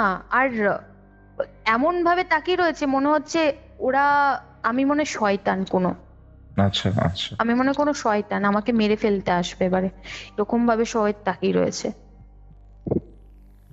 তারপরে আমাকে নিয়ে যায়, আর আমি না মসজিদে না থাকতে পারছিলাম না। আর সব থেকে বড় বিষয়, ওই দিনকে আমার যা বাধা এসছে জীবনে যাওয়ার জন্য, অনেকটা দূর ছিল, বাসে করে যেতে হতো, ট্রাভেলে, হুম, হুম, হুম, বৃষ্টি, ঝড় নেই, জল নেই, কি বৃষ্টি, কি বৃষ্টি, কোনো বৃষ্টির সম্ভাবনাই নেই ওই দিনকে, প্রচন্ড বৃষ্টি। আমার মা পড়ে গেল, পড়ে গেল। পড়ে গেল, রান্নাঘরে স্লিপ কেটে পড়ে গেছে। হ্যাঁ, হুম, হুম, মা পড়ে গেছে। আমি র্যাপিডো বুক করছি, সেদিনকে একটা র্যাপিডো পাচ্ছি না বাস স্টপ যাওয়ার জন্য, একটা র্যাপিডো পাচ্ছি না ওই দিনকে। পাশে মানে আমার একটা কাকু ছিল, যাই হোক, আমাদের একদম মার্কেটের সামনে বাড়ি, কাকুটা আমাকে দিয়ে আসে ওই বৃষ্টির মধ্যে। মেবি হয়তো বৃষ্টির মধ্যে র্যাপিডো কেউ চালাচ্ছিল না, যাই হোক, ওই মুহূর্তে আমাকে বাস স্টপে দিয়ে আসে। বাস তো ওই দিনকে জানি না বাসের কি হয়েছিল, ওই দিনকে কি কাল লেগেছিল, একটা বাস নেই, কিচ্ছু না। যাই হোক, বাসে কোনো রকমে উঠলাম, কোনো রকমে মাকে আমি বললাম, মা আমাকে যেতে হবে। হুম, তো আমি ওখানে যাই, মসজিদে যাওয়ার পর ওরা আমাকে আমার ঠিক মনেও পড়ছে না, ওই সময় ওরা আমাকে ইয়ে করলো, ঝাড়লো মনে হয়, ওই ওদের একটা ঝাড়ু থাকে না, হুম, ওটা দিয়ে ঝাড়লো আমাকে বসিয়ে। আর শুধু একটাই কথা বললো, তুই এখন কি করতে এসেছিস, তুই তো তুই তো নেই, তুই তুই যেটা রয়েছিস তুই সেটা নস, তুই অনেক দেরি করে এসেছিস, আমি জানি না, পারবো না মনে হয় না তোকে বাঁচাতে। আমার ফ্রেন্ডটা বলে যে প্লিজ ওকে কিছু একটা দিন ওকে, আমি জানি কারণ কি ওর বান্ধবীকেও নিয়ে গেছিল, ও বলে যে প্লিজ ওকে করে দিন, কারণ ওর মাথায় অনেক দায়িত্ব, আর ও যেভাবে ঘটনাগুলো আমাকে বলেছে আমি বুঝতেই পেরেছি তার জন্যই আপনার কাছে আমি এনেছি। তো ওকে বলে যে ওকে তুই এত দেরি করে কেন এনেছিস? ওর আর জাস্ট 15 দিনের অতিথি ছিল, 15 দিনও মনে হয় নয়, 15 দিনও নয়। তো তারপরে ওখানে আমি যাই, আমাকে দেয় সবকিছু ঝাড়িয়ে ঠাড়িয়ে, আর আমাকে একটা ওদের সুতো না কি একটা পরিয়ে দেয়, হ্যাঁ, আর একটা জল দেয় আমাকে, হ্যাঁ, আর একটা যেন কি যেন দিয়েছিল, বলে বালিশের তলায় এটা রাখবি। ওদের একটা ছিল, পুড়ে পুড়ে দিয়েছিল, মানে ওটা একটা মানে কাপড়ের মধ্যে পুড়ে দিয়ে দিয়েছিল, পুঠু দিল ওর মধ্যে, দিল পুড়ে দিয়েছিল, আর একটা সুতো মতন দেয়, বলছে সুতোটা খুলবি না, পরের সপ্তাহে আমার কাছে আসবি। কারণ কি আমি একদম শেষ সময় গেছি, বললাম না বাস টাস কিচ্ছু নেই, ওদের মসজিদ, ওদের আজান ঠাজান দেওয়ার ব্যাপার থাকে, তখন ওরা না দেখে না, বুঝলে, লাস্ট সময়। তো আমাকে বাড়ি আমি চলে আসি, বাড়ি এসে আমাকে ওটা দেয়, ওগুলো দেওয়ার পরে যাই হোক ওই 1 সপ্তাহ খুব ভাইটাল ডে থাকে। তারপরে আমি বাড়িতে এসে আমার বরকে বলি, ও তো প্রচন্ড রাগারাগি করে, তুমি আগে কেন বলনি, হ্যান ত্যান। আমার মাকে বলি, মা তো শুনে মানে অবাক, দাদা ঠাদা বাড়িতে মানে কান্নাকাটি শুরু হয়ে গেছে। আর তারপরে যাই হোক সেইবারে পরের বার 1 সপ্তাহটা আমাকে পুরো একদম ঘর থেকে কোনো জায়গায় বেরাতে দেয়নি, বাথরুমে মানে সবসময় চোখে চোখে রাখতো আমাকে। আর সত্যি কথা বলতে ওই 1 সপ্তাহ আমার সঙ্গে ঘটনা সেভাবে ঘটেনি, তবে সব সময় কেন জানি না মনে হতো কেউ একজন আসছে যে আমাকে ছুতে চাইছে, আমার চুলটা ছুতে চাইছে, আমার চুলটা ছুতে চাইছে, বাট আমাকে পাচ্ছে না ছুতে। আর সে ছুতে পারছে না বলে সেটার কিন্তু আলাদা জায়গায় রিয়াকশন দেখাচ্ছে। আমার বাড়িতে প্রচুর অশান্তি অন্য দিক থেকে শুরু হচ্ছে। অশান্তি মানে দাদার হলো বাইকে অ্যাক্সিডেন্ট, বুঝলে, ওর অ্যাক্সিডেন্ট হলো, বাবার হাই সুগার ধরা পড়লো প্রচন্ড পরিমাণে, মা তো পড়ে গেছিল, মায়ের ওই জায়গাটা মানে পড়ে গেছিল, পায়ে লেগেছিল, মায়ের হাঁটা চলা ডাক্তারে বারণ করে দিয়েছে। আর হচ্ছে সব থেকে বড় বিষয় হচ্ছে ঘরে কোনো মানে আমি যে রুমটায় থাকতাম ওই রুমে সব সময় একটা আষ্টে গন্ধ, যেটা ওই গন্ধটা যেতেই চাইতো না, মানে ওই রুমটায় যে ঢুকতো সে বলতো মানে একদম পচা নর্দমায় চলে এসেছি। কি আমি গন্ধটা এক্সপ্লেন করতে পারবো না, অনেক দিন ধরে ডাস্টবিন একটা জায়গায় জমিয়ে রাখলে যে গন্ধটা আর কি ছাড়ে, বিচ্ছিরি গন্ধ একটা, আষ্টে মাছের সব পচা টচা রাখলে যেটা হয়, ওই আষ্টে মাছের একটা বাজে গন্ধ, যেটা আমার শরীর থেকেও ছাড়তো আমার আশেপাশেও ছাড়তো। ওইটা দেয়, সুতো ফুতো দেওয়ার পরে ওই 1 সপ্তাহ আমাকে খুব সাবধানে রাখে। 1 সপ্তাহ হয়, পরের দিনকে সকালবেলা এই শুক্রবারে আর কি সকাল সকাল আমি যাই, গিয়ে পরে মানে সবকিছু ঝাড়া ঠাড়া হয়, আর আমাকে বলে, আমি বলি যে আমাকে সবার আগে বলে যে হ্যাঁ রে তোর কি কোনো কিছু কাউকে দিয়েছিস তুই? আমি বলি কেন, কি হয়েছে? যে আমি তোকে বলি, তোর একটা জিনিস একজনের কাছে আছে, সেখান থেকে এই ঘটনার কিন্তু স্টেপ বাই স্টেপ পূর্ণতা পেয়েছে। আমি বললাম আমার তো কোনো জিনিস কারোর কাছে দেওয়া নেই, আমি খুব মনে করার চেষ্টা করলাম। তো বলছে তোর আশেপাশে তোর ফ্যামিলি মেম্বার বা তোর মানে বন্ধু কেউ, বন্ধু বাড়িতে হ্যাঁ আসে। আমি প্রথমে ভাবলাম অন্য একটা আমার মানে আমার এক জেঠুর একটা মেয়ে আছে, হ্যাঁ আমার বাড়ির পাশেই থাকে, আমি ভেবেছিলাম হয়তো জেঠুর মেয়ের কথা বলছে। বলছে হ্যাঁ ও তো আসে আমাদের বাড়িতে কিন্তু থাকে না। কিন্তু কেন, কি হয়েছে? বলছে তার জামা। বললাম জামা সেরকম তো কোনো জামা নাই। বলে দিল কিন্তু কালো রঙের জামা রয়েছে, তোর কিন্তু একটা কালো রঙের জামা রয়েছে, এটাও বলে দিল কালো রঙের একটা জামা রয়েছে। আমি বললাম কালো রঙের জামা আমি তো মনে করতেই পারছি না। এটাও বললো মেয়েটার কিন্তু খুব শর্ট হাইট, মেয়েটার চুল কিন্তু অনেক বড়, মেয়েটা রোগা করে, মেয়েটার বাড়িটা অব্দি বর্ণনা দিল যে ওর বাড়িতে পুজো হয়, কালী পুজো। আমার মাথায় হাত, আমি ফট করে ওনার বলতে না বলতে আমি ফট করে মুখ থেকে আমি বললাম সুমনা, মানে আমি ওনাকে বলছি এরকম ভাবে সুমনা, এরকম করে বেরোলো। বলছে আমি নাম জানি না, নাম বলতে পারবো না, কিন্তু এটা হচ্ছে সেই ঘটনার শুরু। আমি মানে অবাক। বেস্ট ফ্রেন্ড ছিল সে? হ্যাঁ, আমার বেস্ট ফ্রেন্ড ছিল।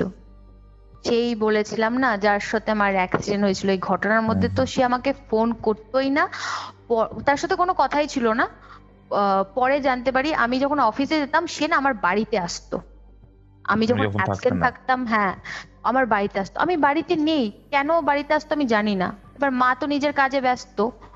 হুম, হুম। আর ও বাড়িতে আসতো, ও বাড়িতে এসে বসতো, আমাকে ফোন করতো তুই বাড়িতে নেই। ও কিন্তু জিজ্ঞাসা করতো আমি বাড়িতে যদি না থাকি, ও কিন্তু তখনই আসতো।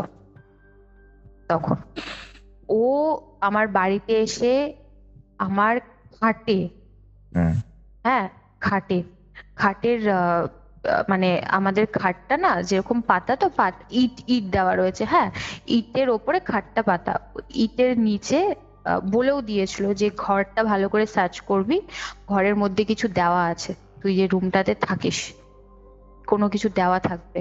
আর তোর জামাটা ওর কাছে রয়েছে। আমার মনে পড়লো যে একটা কালো রঙের জামা ও যেটা নিয়েছিল বলছিলে। প্রথমে, সবার প্রথমে বলেছিলাম না, হুম। ওই জামাটা ওর কাছেই ছিল। ও আমাকে আর দেয়নি জামাটা ফেরত, ওই জামাটা ওর কাছেই ছিল। তারপরে ওই মানে যে ছিল আর কি, উনি আমাকে বলে যে এটা কিন্তু ভয়ঙ্কর কিছু, এটা কিন্তু তোকে খুব সাবধানে থাকতে হবে। তোর সঙ্গে শরীরের তো সব তো নিয়ে নিয়েছে, কিছু নেই তোর শরীরে। তুই আর যদি কিছুদিন পরে আসতিস, তোকে সত্যি কথা বাবু আমরা আর বাঁচাতে পারতাম না, আমাদের হাতে ছিল না। তুই অনেক দেরি করে এসছিস এমনিতেও, আর এরপরে আর উপায় নেই, আমরা জানি না কতটা কি করতে পারবো, কিন্তু আমার প্রাণপণ চেষ্টা করব। তো ওনারা ওদের প্রসেস করে আর বলেও যে এটা নাকি জিন, এক জিন? ধরনের জিন ছিল। হ্যাঁ, কি জিন? ওই কি বলে না, খাবিশ, এরকম সামথিং 26 কিছু। জিন? হ্যাঁ, খাব্বিশ জিন। হ্যাঁ, ওরকম একটা জিন কি ছিল। বলছো? হ্যাঁ, খাব্বিশ জিন ছিল। মানে আমার তো পায়ের তলা থেকে মাটি সরে যায় যখন আমি ভাবি যে আমার best friend, dear best friend, সে আমার সঙ্গে, আমার প্রিয় বন্ধু যে বাড়িতে আসতো। আর উনি আমাকে বলেও যে দেখ বাবু, এই যে এটা করেছে না, এটা কিন্তু একবারে করেনিও, এটা কিন্তু সময় নিয়ে করেছে, অনেক সময় লাগে এটা করতে। অনেক সময় লেগেছে। আর এইসব জিন টিন না, মানে কালা জাদু এসব না, তোমার হচ্ছে উম একটা স্টেপ বাই স্টেপ করে, হ্যাঁ। হুম। ওরা যে করবে না, আমাদের টাচে থাকতে হবে সব সময়। ও আমার বাড়িতে জামা নিয়েছে, আমার চিরুনিতে চুল থাকতে পারে, চুলও নিয়ে গেছে। আমি হয়তো প্রেজেন্ট নেই সেই সময়, বাড়িতে আসতো। আমার শরীরের অনেক কিছুই রয়েছে, সেগুলো আমার ঘরেই থাকে। আমার মা একসাথে হয়তো শুতে দেখতে তো? পায়নি, নিয়ে গেছে। হ্যাঁ, তোমরা তো একসাথে একসাথে ঘুমোতেও, সত্যি হ্যাঁ, এরকম? ঘুমাতাম, হ্যাঁ, ঘুমাতাম। আর আমার চুলটা না খুব পছন্দ ছিল ওরও, ওরও আচ্ছা। আমার চুলটা ভীষণ পছন্দ ছিল। ও সবসময় আমার চুলটার খুব প্রশংসা করতো, প্রিয়াঙ্কা তোর চুলটা ভীষণ সুন্দর। অ্যাকচুয়ালি ও আমাকেই প্রশংসা করতো অলওয়েজ, যে তুই এত সুন্দর দেখতে, তুই আমার সঙ্গে বন্ধুত্ব করেছিস কি করে। আমি সবসময় ভাবতাম, ও আমাকে খুব সেলিব্রিটি ফিল করাতো, আমি ওকে বলতাম যে দেখ তুই আমার খুব ভালো বন্ধু, এইসব ভাবিস না, এসব কিচ্ছু নয়।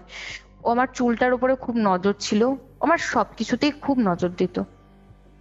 তো যাই হোক, ওই এইসব 26 করেছিল কেন হঠাৎ? করেছিল আসলে ওর যে বলি এবার মেন ঘটনাটা, ওর যে বয়ফ্রেন্ড ছিল, ওর সাথে ঝগড়া হয়েছিল, আমি এই সর্ট আউট করে দিয়েছিলাম। আমি পরে হয়তো জানতে পারি ওদের ব্রেকআপ হয়ে গেছে, আমি জানি না ঠিক এক্স্যাক্টলি, আমি ওকে জিজ্ঞাসাও করিনি। তবে ও আমাকে, আমি যখন পুরো ব্যাপারটা জানি, ও আমাকে নিজে থেকেই ফোন করে একদিনকে। হুম, ও হুম। ফোন করে আমাকে ফোন করতো না, ও কিন্তু আমার মাকে ফোন করতো। আমার মা আমাকে বলে যে ও তার জন্যই আমাকে কি ফোন করে জিজ্ঞেস করতো তুই কেমন আছিস। আরে মানে তুমি তো আমাকে কখনো বলোনি। তা হুম, আমি তোকে বলবো কি, তুই তো বলার পরিস্থিতিতেই ছিলিস না, তুই শুনবি যে কি, হুম, হুম, ছিলিস হুম। তুই নিজের মধ্যে। ও ফোন করে শুধু জিজ্ঞাসা করতো তুই কেমন আছিস। কারণটা কি মনে হয়? বয়ফ্রেন্ডের সাথে ঝগড়া হয়েছিল, তুমি সর্ট ওর আউট করে ওর দিতে? বয়ফ্রেন্ডের সঙ্গে ঝগড়া হয়েছিল। হুম। তো ওর বয়ফ্রেন্ড মনে হয় আমাকে লাইক করতো কোনোভাবে, আর ওর বয়ফ্রেন্ডকে ভীষণ ভালোবাসতো পাগলের মতো। ওর বয়ফ্রেন্ড মনে হয় আচ্ছা। আমাকে লাইক করতো, বুঝতে পারলে। মানে ওর বয়ফ্রেন্ডের নাম্বার আমার সঙ্গে দেওয়া ছিল, আমাকে ফোন করতো। হুম, হুম। তো আমি যখনই কথা বলতাম সুমনার ব্যাপারেই বলতাম, আমার কোনো ইন্টারেস্ট ছিল না সত্যি কথা বলতে। আমি এঙ্গেজ, হুম হুম হুম আমি একটা মানে ডিপ কমিটেড রিলেশনশিপে রয়েছি, আমি তোমাকে বলেছি যেটা, হুম, যে এখন আমার হাজবেন্ড। তো definitely. যে কারণে আমি ওইসব ব্যাপারে পাত্তা দিতাম না, কিন্তু ওর বয়ফ্রেন্ড দেখেছিলাম আমার প্রতি একটু অ্যাট্রাকশন ছিল, সত্যি কথা বলতে। একদিনকে হয়েছে যে দেখা করার প্ল্যান হয়েছে, কিন্তু ওর কথাতে আসেনি, আমার কথাতে এক কথায় চলে এসেছে। এগুলো ও নোটিস করতো আসলে। আর ওর খুব মানে আমার রূপ, আমার কথা বলা, আমার এগুলো খুব কপি করতো। আমার চুলটা ওর খুব পছন্দের ছিল, আমি যা করতাম ওর খুব ভালো লাগতো। আর উনি বলেও দেয় যে তোর জামা রয়েছে, ওনার বাড়িতে কালী পুজো হয়, ওর মায়ের কালীর ভর আসে, সবকিছু সব বলে দেয়, সব A to Z। আর এইসব জিন ঠিন, সত্যি কথা বলতে বললো ও যে করেছে। আমি বললাম তাহলে কি ওর মা করেছে, আমি জিজ্ঞাসাও করেছিলাম, বলছে না ও বাড়ি থেকে করেনি, এটা ও অন্য কোথাও গিয়ে করেছে, অন্য কোথাও গিয়ে করেছে, আর সময় নিয়ে করেছে, তোর প্রচুর জিনিস ওর কাছে রয়েছে। তা আমি বললাম তাহলে এটার শেষ? আমার মা বলল যে এটার তাহলে শেষ কি করা যায়। বললো যে কিচ্ছু না, ওকে বাইরে বেরাতে দিবি না। আমি একটা, ও তাবিজ দেয় আমাকে, ওই হুম তাবিজ মতন দেয়, সবুজ কালারের তাবিজটা দেয়। ওটা আমাকে বলে গলায় বেঁধে রাখতে, গলায়, হাতেও না, গলায়, গলায় পড়তে বলেছে। আচ্ছা ওটা পুরো আমাকে টানা 1 বছর পড়তে বলেছে, টানা 1 বছর। আমি যেন ওটা আমার শরীর থেকে একদম মানে কোনো, ওটা যদি খুলে পড়েও ঘটনাটা যায়। এন্ড হয়েছে কবে? এন্ডটা হয়েছে তোমার বলে দিই, ওই ধরে নাও 8 মাস। তো আমার ওই ফেব্রুয়ারি মার্চের দিকে আমার শেষ হয়, অলমোস্ট ফেব্রুয়ারি মার্চের 2023-এর? দিকে, 2023-এ ফেব্রুয়ারি মার্চের দিকে মানে আমি একটা জায়গায় এসে নর্মাল হতে শুরু করি। তারপরে এখন কেমন আছো? এখন কোনো প্রবলেম হয়? এখন তো প্রবলেম কিছু নেই, অনেকটা টাইম পেরিয়ে গেছে। মাদুলিটা যেহেতু 1 বছর হয়ে গেছে আমার, হুম হুম। তো মাদুলিটা আমি খুলে দিয়েছি। খুলে আমি ওটা মানে একটা জায়গায় ভাসিয়ে দিতে বলেছিল, একটা জায়গায় মাদুলিটা 1 বছর পর খুলে দিতে বলেছিল। তো উনি মাদুলিটা দেয়, আর ওনাদের আরো প্রসেস ছিল যেগুলো উনি করেছিল, আমার ঠিক মনেও ছিল না ওই সময়, আমি নিজের ঘুরে ছিলাম না সত্যি কথা বলতে, যে যা করেছিল আমার ঠিক মনে নেই, নাহলে আমি নিশ্চয়ই সবাইকে শেয়ার করতাম। আর তারপরে আমি বাড়িতে আসি, আমাকে বাড়িতে এসে প্রচুর কান্নাকাটি হয়। ওই বান্ধবীটা ফোন করে আমাকে, ফোন করে আমি ওকে একটাই কথা বলি যে, ওকে আমাকে ফোন করেছিল, ওকে আমি লাস্ট টাইম ওর সাথে কথা বলেছিলাম মনে আছে, ও আমাকে নিজে থেকে ফোন করবে। আমি ওকে বলি যে দেখ তুই আমার অনেক উপকার করেছিস, দয়া করে আমাকে এরপর থেকে আর ফোন করিস না। আর ওর সামনে আমাকে যেতে না করেছিল, কোনোদিনও ওর চোখের সামনে যদি যায় আমাকে যেতে না করেছিল। আর বলেছিল যে তুমি যদি কোনোভাবে পারো তো ওখান থেকে ওর জামাটা চেয়ে নিও। জামাটা তো নেওয়া হয়নি, যাই হোক। এখনো ওর কাছে রয়েছে? এখনো রয়েছে। তবে কি বলতো, ওই যে জিনিসগুলো রয়েছে না, ও তো আমার বাড়িতে আর যাতায়াত করে না, ওইটার একটা ভ্যালিড টাইম থাকে, যে জাদু করে না ব্ল্যাক ম্যাজিক, ওটার একটা টাইম থাকে। ওইটা করতে গেলে ওকে আমার টাচে থাকতে হবে, আমার জিনিসগুলোকে চেঞ্জ করতে হবে, সব ফ্রেশ নিতে হবে। তা বলেছিল আমাকে, যে যে ছিল আর কি ওখানে, হুম, ও আমাকে দেখেছিল, ও বলেছিল যে ও তোর আর কিছু ক্ষতি করতে পারবে না, আমি তোর শরীর যা করার করে দিয়েছি, ও তোর কোনো ক্ষতি করতে পারবে না, যে আছে সে চলে যাবে, চিন্তা করিস না। আর যখন ওই তাবিজটা পা দিই, যখন সবকিছু করি, আমার শরীর না পুরো হালকা হয়ে যায়, মানে হালকা মানে মানে কি বলবো, বুঝতে পুরো পারছি বিষয়টা। শান্তি, একদম পুরো শান্তি, শরীরের ব্যথা ফ্যাথা কিচ্ছু নেই আর, প্রচন্ড হালকা, মানে কতদিন পর মনে আমি এরকম একটা শরীর আগের মতন ফেরত পেলাম, শরীরে একটা জোর, আস্তে আস্তে, দুর্বল তো ছিলাম নিশ্চয়ই, কিন্তু শরীরটা খুব হালকা হয়ে যায়। তারপরে বাড়িতে নিয়ে আসা হয়, আমাকে বাড়িতে নিয়ে এসে আর কি সাবধানে রাখা হয়। আমার বান্ধবীটা ফোন করে ওই যে ওকে বলি, তারপর ওর নাম্বার ব্লক করে দিই, ওর সাথে আর কোনোদিনও জীবন ওর আশেপাশে দেখা করা তো দূরের কথা। তারপরে তো তোমায় বলেছিলাম আমি চলে আসি এখানে চাকদাতে। সাংঘাতিক একটা ব্যাপার। হ্যাঁ, সাংঘাতিক। সাংঘাতিক মানে সাংঘাতিক। আর এই যে জিনটা ধরেছিল না আমাকে, এটা বলে নাকি মানে এটা খুব কম, এটা খুব কম মানুষকে পাওয়া যায়। আর এটা তুমি না সব মসজিদে গিয়ে এটা ঠিক হয় না, সব জায়গায় পারবে না করতে, ঠিক তোমার হাত তুলে নেবে। আর আমি একদম শেষের পর্যায়ে চলে গেছিলাম, আমাকেও মেরেই ফেলতো, একদম বুঝতে আমাকে পেরেছি পুরোই ব্যাপারটা। মেরে ফেলতো আমাকে ও, আমার শরীরের সঙ্গে যা করে নিয়েছে, আমাকেও নিয়ে যেত, আমাকেও নিয়ে যেত পুরো। বললো যে এই যে জিনটা ছিল মানে খুব খারাপ, মানে এই যে ওর জিনের আগেও তো একটা ব্যাপার ছিল ওর মধ্যে, যে জিনটা থেকেও ও যে একটা শরীরে এসছে, তো এই শরীরে বললো যে জিনটা ছিল ওনার মানে ওই জিনটা খুব বাজে একটা সিচুয়েশন থেকে এসছে, মানে ভালো নয়। সব সব কিন্তু খারাপের দিক থেকেও একটা মানে স্ট্রং মানে স্পিরিট কাজ করে, একটা কম একটা বেশি স্ট্রং স্পিরিট কাজ করে, কিন্তু এই জিনটা খুব মানে ভাব্বিস বলে যেটাকে Negative বলা ছিল। হয় নেগেটিভ, ভীষণ স্ট্রং ছিল। তারপরে তো মানে কি বলবো, আশা করি যাই প্রিয়াঙ্কা, হোক। এত কিছু হয়ে গেছে, এবার নিজের লাইফে নতুন একটা স্টার্টিং পয়েন্টে আছো, হ্যাঁ ভালোভাবে এক্স্যাক্টলি। কাটাও। বেস্ট হ্যাঁ, of luck. Thank you so much. এটাই ছিল আজকের এপিসোড। আজকের এই এপিসোডটা আপনাদের কেমন লাগলো সেটা কিন্তু কমেন্ট করে জানাতে ভুলবেন না। ভালো লাগলে অবশ্যই লাইক করে শেয়ার করে দেবেন এবং কিউরিওফাইট ইউটিউব চ্যানেলে নতুন হলে সাবস্ক্রাইব করে বেল নোটিফিকেশন অন করে রাখুন। তাহলে চলুন, দেখা হচ্ছে রবিবার দিন দুপুর ঠিক 3টের সময়। ততক্ষণ অবধি কিউরিওফাইটের এরকম আরও 2টি এপিসোড শুনতে আপনার মোবাইল স্ক্রিনে আসা ডান দিকের অথবা বাদিকের বক্সে ক্লিক করুন।